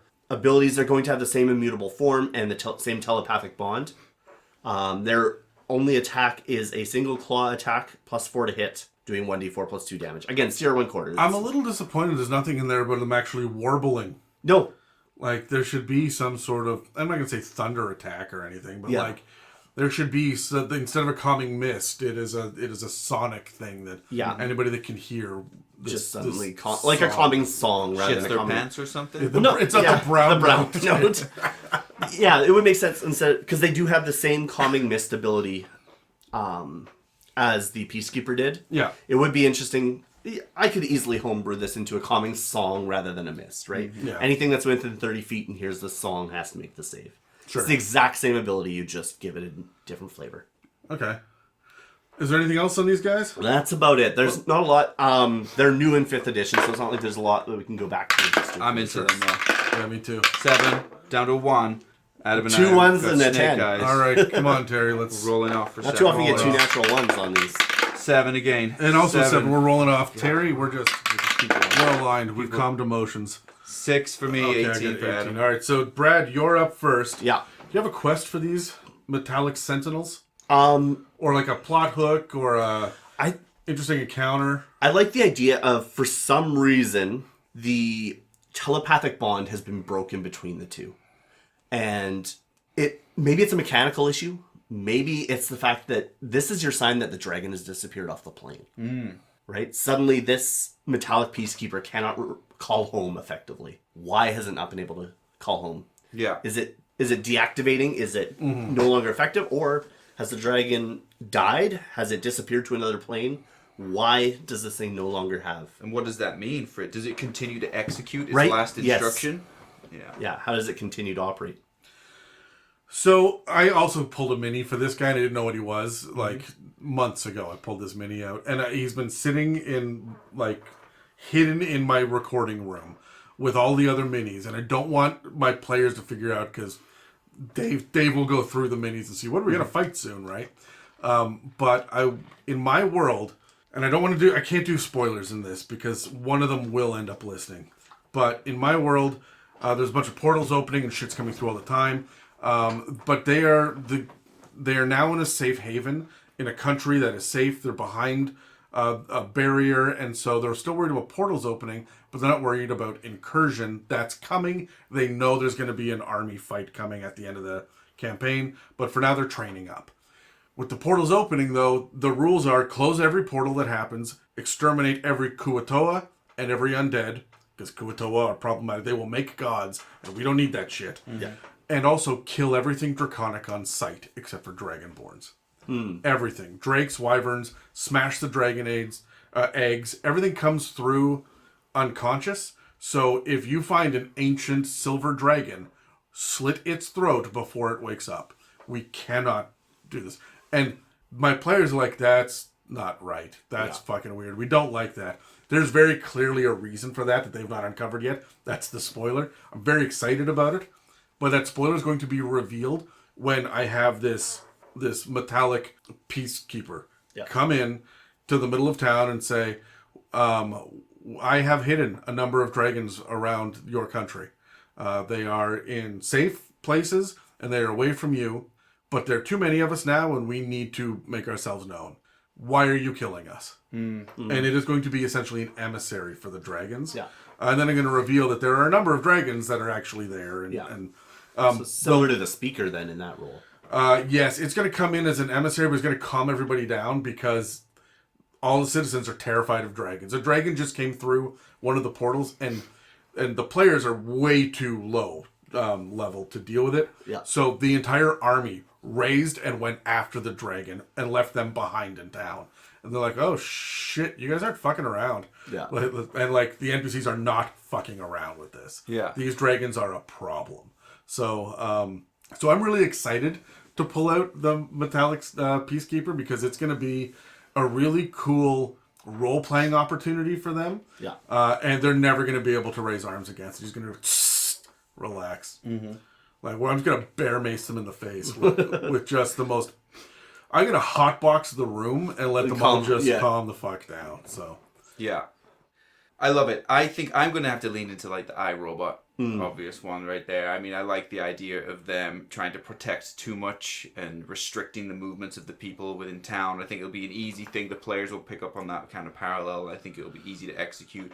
I want to make them annoying with like what we were joking about with like their calm emotion stuff, and even the warbler that had the tone. Yeah. I would do it like a creepy, like a music box type thing. 'Cause it's Okay, supposed yeah. to be the calm thing, but they'll associate it with something bad when Yeah. they hear that sound. you should record yourself whistling that ahead of time. And then every once in a while, pull out your phone and play it at the play it. table. Yeah, I'll do something even along the lines of, like The Walking Dead Negan. Yeah. Yeah, They just have that. I was thinking of the Hunger Games actually, because Right. they have that whistle as well. But Yeah. it's the same kind of idea that subtly in the background, this is the people that you gotta watch out for. Yeah. Right? Yeah. And when they hear that, they'll be like, okay, we probably got about 30 seconds before he shows up. I gotta say that this mist thing, like you controlling people. Are you guys familiar with Firefly? Yes. Yeah. Okay. And Serenity Yeah. and Miranda. Yeah. Like, come on now. That's we could do that if this gets out of control, right? Very easily, yeah. Terry's just like, what the fuck are you talking I know about? of these things. I'm actually gonna hook you up with a thumbstick or actually I think it's all on Disney Plus. Yeah, it is. It will Yeah. be, yeah. It's only 14 episodes in a movie. Okay. And it is one of the highest quality storytelling that you're gonna get into. It's the one everybody always talks about. That Yeah. They never got as much as they wanted. But yeah, Yeah. and you can plow through it in a weekend if you're determined. You can learn how reavers clean their spears. But the I don't want to say anything more because it really is a fun journey to go on. It really is. It's science fiction, but there's no aliens, so it's just people in space. Okay. So, but it's fun. I think you'll like it. It's also kind of your sense of humor. Role playing, Brad, for these guys. I mean, it's pretty straightforward, but It is. But that said, I mean, these things present as automatons, robotic, fairly... I mean, they're not lawful. No, Right. I They're almost, neutral. I don't want to give it a robotic voice though. I want it That's to sound exactly like Alexa, right? Yes. Right. Yeah, But the 'cause the neutral whole for thing is me- it needs to be calming, and there's nothing calming about a robotic voice. The neutral for me means no preference. Yes. In this case, though. Yeah. So. I almost want to pre-record Siri saying a bunch of stuff. Siri, say this. Yeah. And then Siri's going to say it. I pre-record it and then play it mid-session, right? Yeah. Sure. I would take Yeah. some of those things that Siri and Alexa say, and I would use them as like the things that it says. Yeah. Sorry, I'm having trouble with that one. Oh, yeah. Yeah. Fuck, you gotta say it 3 times to the NPC. Absolutely. But yeah, I think give them at least a little bit of personality. I mean, the gut with these is to just go pure robotic, right? Pure automaton. Yeah. It doesn't say anything about that in the rules. I've got a construct in my game right now, which is essentially a Warforged. Yeah. But he was built literally yesterday when the players found him, but he's also a war machine. And his name is Gladian, but he has the mind of a child. And so he's his weapon and shield are fused to his hands, and so he cannot do anything for himself. If you need to pass him something, someone else has to hold it up to him. Right. But he just wanders in and with a childlike voice says, "What's this? Why are we doing this?" And he's an 8 foot tall, 3 foot wide, war machine. Yeah. Right. And so they have loved this guy, but they've also lost control of him. They've given him to NPCs and really hoping those NPCs don't turn out to be evil. Yeah. This is going to go poorly. But I love the idea of that juxtaposition of the literally born yesterday, that robotic sense of wonder or interest, and with an unassuming voice or personality given to them, right? Right. Yeah. I think a lot of the role-playing opportunity here, too, is going to be with the town, with the people who have interacted. Because there are going to be people who knew the dragon when the dragon was around. The whole reason the dragon left this thing behind was to keep an eye on the town. So this is... Are you going to make this thing data? Like, does it wear, like, clothes? Yes. No, probably not. I think it's just going to exist in its form, but it is going to be a portion of the town that everybody knows this thing. They know why it's here. They know who it is. But I feel like as it walks down the road, everyone's sitting there going like, "Hi there, peacekeeper. How you absolutely. doing today?" And he waves very robotically, and then in a very calm voice says, "Top of the morning." Yes. And then keeps moving forward. But like, absolutely, it starts wearing a shirt just because other people wear shirts. I would give it female voice every time, like we do with Siri and Alexa, because it suggests compassion, and the reason is people are nicer to the machines when they have female voices. I would do that, but I would lean into the fact that, like we said, there's no facial expression. Yeah, the moment you say, "What are you doing, Dave?" Like, that's the wrong voice. And I would always have a delay on the response, just like when Alexa's loading. So, but because they can't tell, they're like, "Is this thing going to kill us any second?" And then there's like the 5-second pause, then it just goes, and then just moves on. Like, it's like, we didn't die this time. Or so one time the eyes will turn red or something. Interesting. And then what does that mean? Yeah, right. What does that mean? Allow me to relay this back to so the Great. I'm sending a telepathic message. I'm not sure with like the warbler definitely has for exploration and clues. Yes, it definitely has the song. Yeah, but is there anything else about this? I maybe make the mist smell like lavender or something calming. But like, is there anything else? Because they make themselves known. Or as you're walking, the other thing would be if you're trying to track it down. Maybe as you walk by, you notice just no signs of conflict, or maybe off in the distance you'll hear a conflict, then suddenly everything goes quiet. Right? And he must be over that way because there's a fight that was just broken up. Yeah. Yeah, I don't really have anything for exploration on this one. No. It seems pretty straightforward. They want to be seen and heard. Yeah. Right? So they're representatives. You're not tracking these guys. You know where they are. Yeah. Right? Do you have anything, Terry, on these? No. They're going to reveal themselves, so you don't need to build up to it. And again, I feel the same way about combat. Psst, mist. It's mist. Right? And then if they shake off the mist, all right, slam. Like, there's nothing else to it, right? Yeah. I think the warbler will retreat. Yes, the warbler will use its flight and hide somewhere. I'm definitely gonna go iRobot, and what I'm actually going to do is announce the decision that it's taken in the combat based on how it's going. Yeah, so why if the barbarian is continuing to rage, that it will say it out loud, like, "You have become angry and unstable. I must take lethal action against you now." And then just continue to follow the barbarian only. You are out of control. Dispersing chemical agent. Yeah. I like the idea too of these guys probably keep manacles on them, just to like when they calm you down. Please come forward and raise your wrists. Yeah. Click, click. In 1 minute, we will resume conversing. Right, and then let's just breathe, and then you hear the sound of a canned like speaker voice going. Right. I actually like the concept of embedding these guys with the local militia. Right? They're like peacekeeping agents within, depending on the nature of the town, of course, right? Oh, that's insidious. You put that with your evil dragon, with your Tiamat army, right? And so you're in the Tiamat lands, and they walk around. When you cross, the Tiamat troops, they put you to death. They're not fucking around, right? Yeah. But when this guy walks in, like he's going to kick that door open, and the rebellion, the meeting that's happening there, everybody suddenly stops fighting, calms right down, and 3 or 4 men then walk in afterwards with rags over their mouths and puts everyone in manacles and slowly marches them off towards their own execution. Yeah. Right? That is so devious. Yeah. I mean, that's a chromatic sentinel, not a metallic one, but it could be used for that. Yeah, that's scary. I like that. Terry, what do you got for us? Oh, we're going to talk about half dragons. This one made me laugh, including in the Dragon Follower, because it does follow the dragon, but like in the timeline, not necessarily like directly. Like first there's dragon, then there's half dragon. Yeah, let's talk about the differences first between Dragonborn and half dragon. I think this is where a lot of confusion comes up. So first of all, half dragons, the big one is half dragons have a tail and Dragonborn do not. There's also the right way around? Yeah. There's also a certain amount of there's a third level of it now from Dragonlance. Right. There's Draconians, we'll deal with all that shit in the future. But for now, let's just focus Let's on do this. half dragons, yeah. And so a half dragon is a cross between a dragon and another unrelated creature. Most of the time, it's probably going to be humans. I think it gets more complex to even do it with like an elf because there's a whole history there. You know, I think it's humans that have a shorter life anyway. It's more likely to happen there. When comparing the difference to a dragonborn, so dragonborn come from live birth. Half dragons, I think, depends on which parent is the dragon. Yeah. Right? Is whether it's going to be live birth or a eggs. human woman is not going to give birth to a dragon. Do you know how big a dragon egg is? Yeah. Right. Fuck. Yeah. like no. Just no. Like 2 bowling balls probably stacked, I think. Yeah, it's pretty big.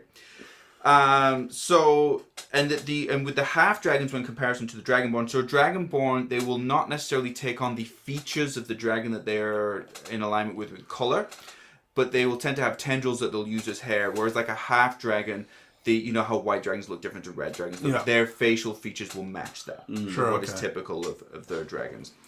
So for their abilities then, so I won't go into the stat blocks, there's a few different stat blocks, but a half dragon has the ability to use its breath weapon of its dragon half, though not as potent as the full dragon would be. A half dragon has dark vision. Did you know that? Because dragonborn do not. They do in my campaign. I've homebrewed it. Like, I have 2 Dragonborn players. I just said, you could just get Dark Vision. Yeah, there's no damn reason why not. The breath weapon is underwhelming enough that you're not going to imbalance it. Sure, No. yeah. And I believe half dragons are immune to sleep or paralysis effects as well. They will typically be quite loyal to their dragon parent. There's it's not a spoiler to mention it, but there is a half black dragon, female half black dragon called Resmir in Tyranny of Dragons. She's one of the leaders. She's the black. I want to say she's on the speaker. title page inside. I think so, yeah. Yeah. You'll have seen Resmir, no doubt. She's great. She's been a big part of my campaign. But so they'll typically be loyal to their dragon parent. But other than that, there's not really too much to go through them, other than just point out how they're different to Dragonborn. They have a tail, they have the breath weapons, they have dark vision, and they're probably not. Dragonborn are not typically too accepted within some societies anyway, but half dragons certainly not. No. Because their allegiance is going to be to the dragon side of it most of the time. They're not even going to be accepted by humanoids anyway. So that really is about it for half dragons. There's not even too much to mention about them. I remember looking at the lore and seeing like, dragons can mate with anything, and I'm like, fuck, why would it mate with a dire wolf? Yeah. Like, I remember seeing those old edition charts. Have you seen that? Like physically they can. Yeah. But they won't, right? Right. No dragon is like, oh shit, I'm super horny, need to get my rocks off in an owl bear. Yeah. No one is doing that shit, right? Like, the dragons have such egos to them that they're not even doing that with the average humanoid, right? Yeah. You have to be a spectacular humanoid, right? Of note, yeah. Yeah, so like, but I do love the idea that you could combine this stat block, this template that we're about to break down, with like a mind flayer. Some mind flayers would be spectacular, right? Yeah. Oh. Yeah, so it's important to know their existence and how they're different, but it's not like there's deep lore or anything with them. That is essentially dragons. Oh, one with a GIF. Yeah, maybe. Yeah, depending on the dragon, because there'll be some out. Yeah. Yeah. Mm-hmm. But I'm just thinking with I bet that there's no lore for them except very specific lore. This half dragon 300 years ago at this battle did this. Yeah. This half dragon led this army, or was the lead scholar of, or the whatever. Like, they will be noteworthy in history books. Yeah. But there's no half dragon culture, right? No. That's right. They do come up a few times in Tyranny of Dragons. There's a blue half dragon called Cyanrath right at the beginning. And then There's a lot of them littered throughout. Almost every book has a half dragon somewhere in it. Yeah. Which means, them dragons be fucking. They do, clearly. Do we spend enough time like talking about the other half of the parentage? It does feel like we focus that on the dragon, right? Yeah, I mean, it's like... I think it mentions specifically the loyalty is to the dragon parent. And you mentioned, Terry, that they're going to be pushed out of their society, right? They're not really going to be well accepted. Mm-hmm. They're going to be the hidden child, even if they are in town. They're probably being kept hidden indoors. Yeah. Do you think they would be accepted by their dragon parent? Probably. Well, I mean, the dragon know what's going to happen if they impregnate another creature. Yeah. Yeah, especially if it's a female dragon laying the egg, then I think yes, right?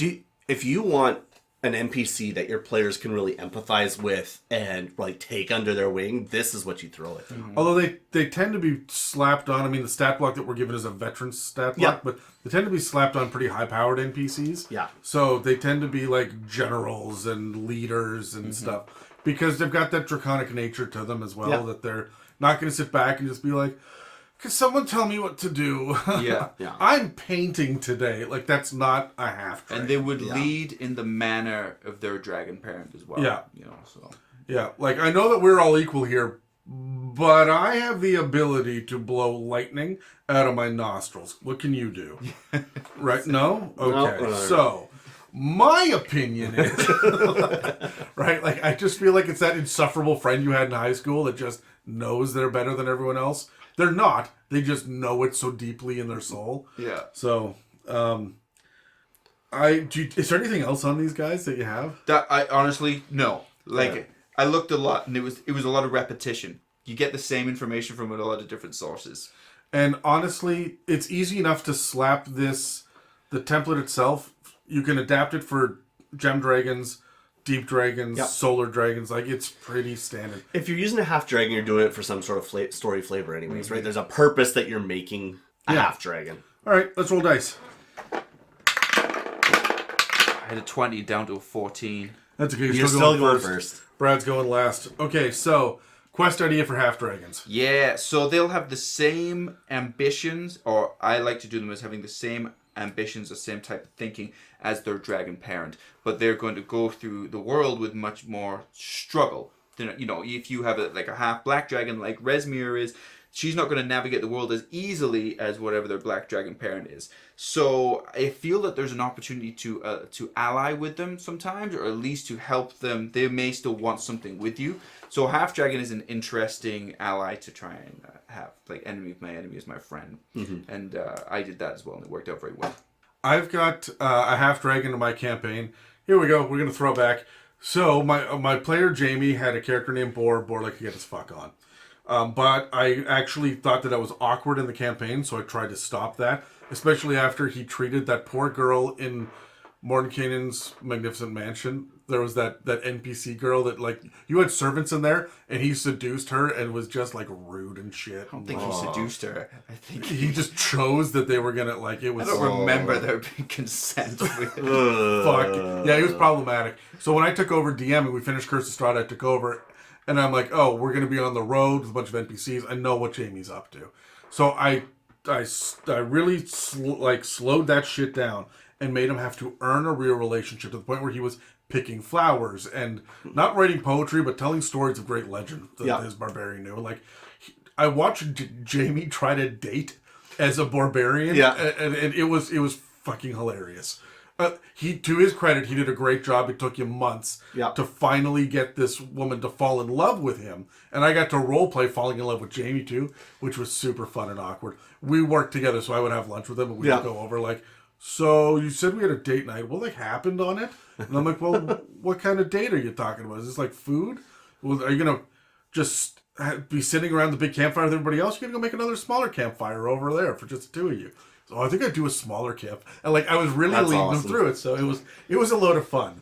But the point of this whole story is that the girl that he was seducing, her name was Kyla.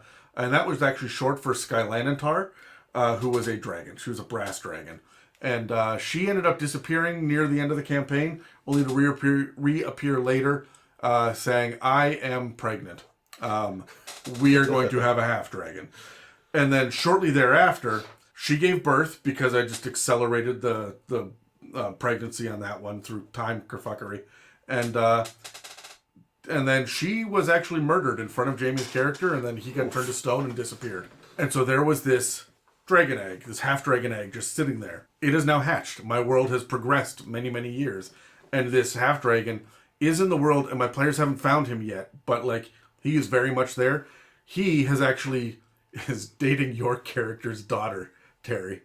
Kara? Yeah. So Kara and his name is Gats. And the two of them have this relationship, but they are going to be the royal family of this city that you guys founded. So he's a half bronze, is he? Bronze? Brass half dragon? Yeah. She's a half orc. Yeah. Right, okay. So, and so they are, but he is off right now looking to find his father. My father disappeared, and he is desperate to find where Jamie's character went. Because he was turned to stone, kicked down a ravine, never to be found again. So they went looking for him where he should be, and he isn't there. Not there. So, anyway, so I have this half-dragon who is questing, where is my non-draconic parent, right? Yeah. So I figure my quest idea, to circle all the way back, is if you're going to have a half-dragon, you have to give it mommy issues or daddy issues. Yep. They have Absolutely. to have fucking familial issues of some sort. They're problems. Yeah. What do you got, Brad? I'm going to go with the other half being a human mother. And there are rumors of this noise that's coming from this house. Right? And the players need to go investigate what is the source of this sound that it's unnatural. Mm-hmm. And it's going to be the cry of a half dragon, which is not going to sound human. It's going to sound that's a bestial. good point. Yeah. Right? Mm-hmm. What is the sound? Come up with it. But the party needs to go investigate, and upon finding a half dragon, which there were like 3 people listening that just had really bad PTSD flashbacks to Eraserhead. Oh, never saw it. So you probably don't want to. No, I don't. It's not your. It's not your kind of movie. No, it doesn't sound like it. But what I would do with that from there is now the party has a moral dilemma when they finally do find it. Right, the culture of the area is going to be this thing is an abomination and it must be dealt with. And do you bring it into the authorities? Do you report back what you found? Do you foster this thing? Do you get the mom and the child out of town? Where do you take them? Right? There's an entire arc here. I don't think I would do it with a human, although that is going to humanize it for the players, right? But there's a Duragar who's in love with a steel dragon in one of the campaigns. Okay. Sounds about right. Yeah, and this is the only indication of a steel dragon that we have in 5th edition. Yeah. And it just says use one of the other stat blocks, right? But like, there's a Duragar with a steel dragon underground and like super evil and shit, but they're like madly in love. So yeah. So like that's I would want to make it more fantasy than just with the human. Sure. In Dragonlance, it's with the human. In the Forgotten Realms, it's with a Goliath. It can be anything. A fucking Heron, right? Like, what would a dragon bunny look like? I bet Peps has the answer. Terry, somewhere in her basement. Terry, role playing. Yeah. You got to lean into the daddy issues, mommy issues, whatever the parental thing. They're constantly trying to prove themselves, which means that they may overreach on some things. Or they have proven themselves if they're later in life, right? Yep. Right. Because they are in leadership positions a lot of the time. Mm-hmm. But if they're not yet, they're trying to be. Yeah. So. Yeah. Companionship is probably going to be a problem. I think it's something that most humanoids would typically look for. It's going to be an issue for you. You're probably going to feel rejected all the time, everywhere you go. Yeah. It's just that one kobold that keeps hitting on you over and over again. Or the one other half dragon that you meet that you don't actually like either. Oh no, it's the 3 kobolds in a trench coat.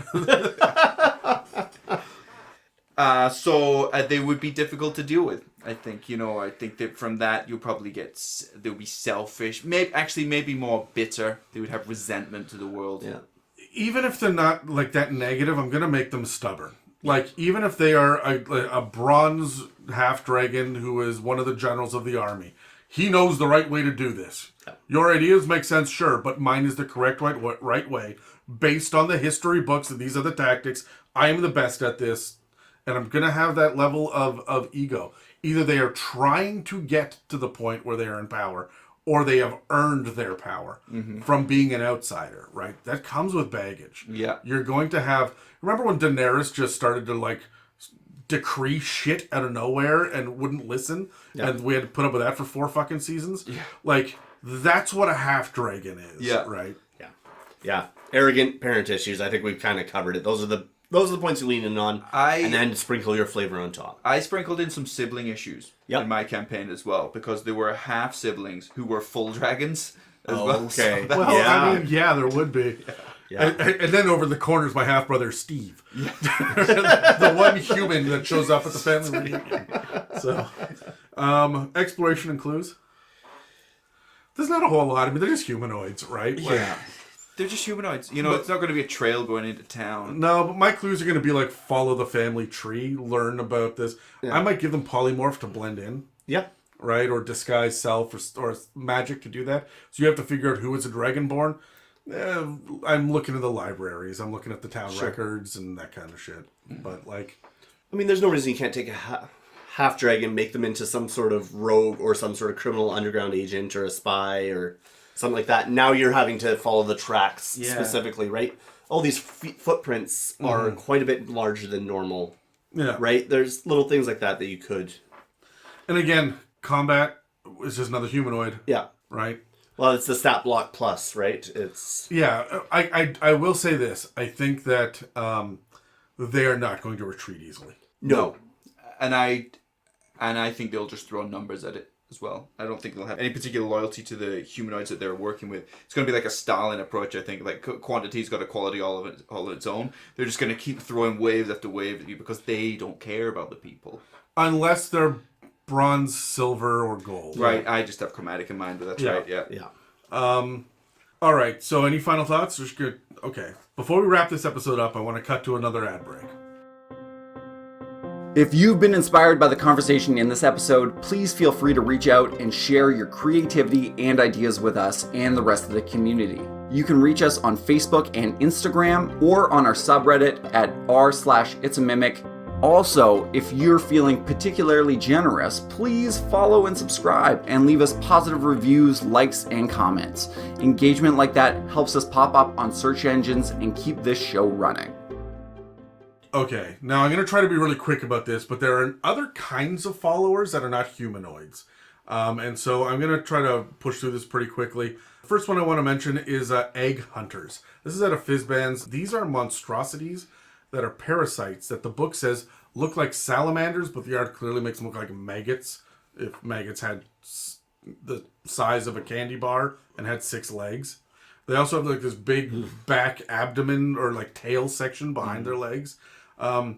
They find dragon eggs, they break into them, they eat the contents within, and then they fill the egg with 1d6 eggs that hatch 1d6 days later. The hatchlings stay inside the egg and continue to eat whatever's left, and then they burst out 1d4 days after they hatch. Then they go about eating all of the other eggs that they can find, and they become adults in about 20 days. This is some real alien level shit, right? So the idea is that by the time that you find these things that exist... They've probably eaten all of them, and they've multiplied into great numbers. Yeah, so the adults infiltrate dragon lairs. We actually get 2 stat blocks, adults and hatchlings. The adults infiltrate dragon lairs, find the nest of eggs, and inflate their tails to become the size, shape, and texture of a dragon egg. Adults are CR5, hatchlings are CR2, and remember there's 1d6 hatchlings, and usually an adult around. Adults can climb, and so can hatchlings, but hatchlings can also burrow, and I think that's just because they got to bust out eggs and shit. Yeah. Both adults and hatchlings are immune to being frightened, and egg hunter adults are immune to poison. Okay. That'll make sense in a minute. They don't speak languages because they have an intelligence of 1. These things are monstrosities, but they're clearly like as bestial. Yeah. They're amphibious, and hatchlings can use a bonus action to dash or disengage, meaning that they'll probably try to escape the moment they think they're going to lose a fight. Makes sense. Hatchlings also have multi-attack with their egg tooth that does 2d6 plus 3 piercing damage to creatures, or 4d6 plus 3 to objects. So they're meant to bust through shit. Adults have false appearance to do that egg mimicry thing. Interestingly, dragons have disadvantage on checks to perceive this. That annoys the shit out of me because dragons should always know what's going on in their lair. Mm-hmm. But these things have, in order to survive, they would have to have mastered the... They've got multi-attack as adults with the barbed proboscis, which does 1d6 plus 5 piercing and 2d8 necrotic. And the egg hunter deals heals an amount equal to the necrotic damage they just dealt, so up to 2d8. They also have a thing called torpor spores, which recharge on a 5 or 6. Which releases sparkling blue spores in a 30-foot radius, and it poisons creatures that don't succeed on a Constitution save. If you're poisoned, you can only take actions or bonus actions, and you can't take reactions for 1 minute. You do get to repeat the save at the end of your turn. This just means, again, they're going to try to escape. As a reaction, so once per round, adults can also give themselves resistance to the damage that they would take from an attack. Oh, wow. So if the dragon's going to hit them with the dragon breath, they could just be like, resistance, and then keep fucking off, right? So these things are meant to survive and breed and survive and breed. So that's They're a parasite in a sense. yeah, I don't need to roll for this one, but like, how do you guys feel about these things? I love them because I'm going to put them. The party won't be expecting them in the dragon eggs when they get there. Yeah. Yeah, let your party carry off a dragon egg thinking they got away with something, and look what's inside. Or even, if they know It's a good way to piss off your players who really want that pet dragon that they think they can get. It's going to burst out in the back of the wagon while they're traveling, or in the middle of the night when everybody else is asleep and there's one person. No, not disappear. They attack the guy on watch. Yeah. Yeah, 6 of these little hatchlings come out. All right. Well, so that's all for our discussion on dragon followers. Make sure that you subscribe or follow and check back regularly to see what inspirations and insights we have for you in the future. Thank you for listening to another episode of the It's a Mimic podcast. If you'd like to support us, we have a donate button on our website, www.itsamimic.com, a store with some It's a Mimic merch, and a Patreon. This episode and others can also be found on Spotify, Apple Podcasts, YouTube, and most other podcast apps. Thanks again for listening to It's a Mimic, where you never know what you're going to get. This has been an It's a Mimic production. Please check the show notes for this episode to see links, time codes, and credits. And don't forget to reach out and share your own inspirations.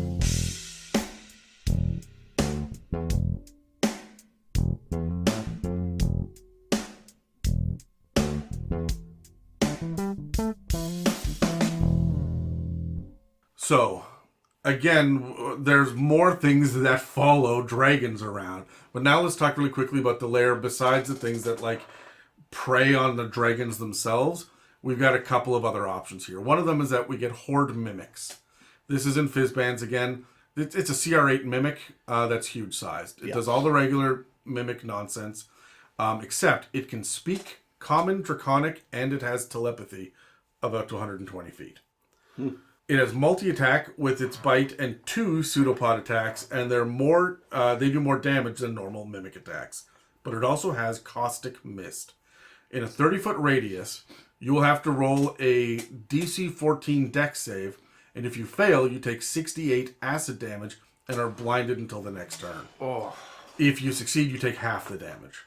All right. These things look like a pile of gold. Yep. They're in and among the Hoard. I love it though. And it's like if you go to pick up a single coin out of it, no, it's attached to this massive Hoard. The whole thing, yeah. Remember, don't touch the forbidden treasure, and they Right. will. Yeah, 100% will.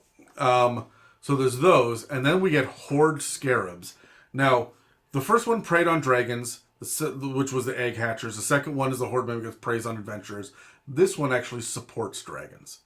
These CR 1/8 monstrosities seemingly have a mutually beneficial relationship with dragons because they eat tiny mites that dragons are sometimes infested with, and they can blend into piles of gold coins. They can burrow and fly, they have tremor sense, and they get false appearance that lets it look merely like a small golden sculpture of a scarab. They have a bite that is pretty underwhelming, but if you take damage from it, it means that you have disadvantage on attacks till the start of your next turn. Ooh. So, but it's till the start of your next turn? Yeah. This is just going to help you get away from your opportunity attacks, right? Right. So, Okay. it also has a bonus action that it can use once a day, but keep in mind it should always be more than one. It's CR 1/8. Yeah, So, there's going to be... it has a bonus action once a day that releases glittery dust from its wings in a 5-foot radius. If you fail the DC 13 dex save against it, you get outlined in blue light for 10 minutes. That means for 10 minutes, you shed 10 feet of dim light, and there is no save if you fail the first one. You can't just shake this off. That means that when you're glowing with dim light, you don't get bonuses from being invisible, but more importantly, every dragon within 1 mile knows exactly where you are and can unerringly track you. Wow. And that's not just like a blue dragon and a red dragon type. Yeah. So there are drakes, there are wyverns, like everything knows. Dragonels too, like everything knows. The stat block calls out to spell magic, specifically as being able to end the effect, so I'd assume higher magics would as well, as long as they're kind of the same theme, but not lesser magics. So prestidigitation might get rid of that dust, but it's not getting rid of the effects. Yeah. And then, beyond that, at CR2, there's a swarm of them. And it's essentially it does the swarm thing. More hit points, standard swarm resistances and immunities, more damage from bites, and it can That's just to make it easy for the DM so you don't have to run 8 different stat blocks. Yeah, right. So, yeah, it can get into the space of a hostile creature. Yeah. Everything else is the same as a single Hoard Scarab. So between Mimics and Scarabs and Egg Hunters, we've kind of fleshed out a little bit more of the ecology that's in these layers. It's environmental. Yeah. How do you guys feel about this? I love it. Yeah. I love it. There's so much more to play with now, and Well, you were talking about, they had to sink the ship. I'm like, put a Hoard Mimic in it, Terry. Yeah. I have, so because I've obviously been researching dragon things, it comes up often in my life. I'm getting ready to use Hoard Mimics. Yeah, that's awesome. How do you guys feel about the Scarabs? I love them. Yeah. They Especially feel when you almost get like a trap. They do. Right? When your players go in and the rogue is just going in to get that one thing from the Horde, right? Your low-level party doesn't want to fight the dragon. They know they can't take it, but they need to get the MacGuffin out of there. And as they're coming out, oh shit, didn't see a Scarab. Yeah.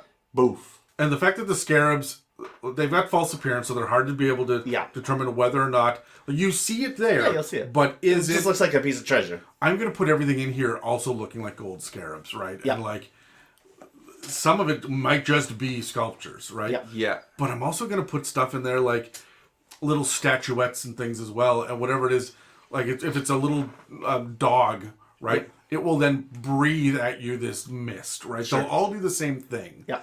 But I'm gonna just trap the the shape can be anything. Yeah, and it could just be a perfume bottle, and they press the diffuser on it, and Now they're covered in glitter. and they're covered in this glittery dust, right? Like everything in here. If you're an intelligent dragon with a bunch of different hordes, I mean it's only a mile, but like if you're an intelligent dragon, you booby trap this shit, right? Yeah. I might put one in a chest or something so it looks like treasure. Yeah. But it's one that's got in there. Oh fuck! I'm gonna give it to a kobold to throw at the players. Yeah. Definitely. Right? Like that is absolutely, they're gonna pop out of a hatch and be like, ah, and throw a bunch of scarabs on the ground and then disappear again. The person's gonna be like, what the fuck? Yeah. And then the scarabs are gonna start moving, right? Yeah. So Love it. normally this is the part where we have bloopers and a bit of a post-credit discussion, but what I'd rather do now is tell you guys that our YouTube channel is up and running again. We took kind of a 6-week hiatus because the videos take a long time to render, and that big October push at the end there, we were gearing up for a very, very busy month, and YouTube kind of slacked off a little bit. Also, Instagram is up and running, and I started to reply to the messages that have been sitting in that inbox for a little while. So thanks to everyone who has been patient with either of those platforms. They're up and running and up to date again. Why are you still here? Leave already.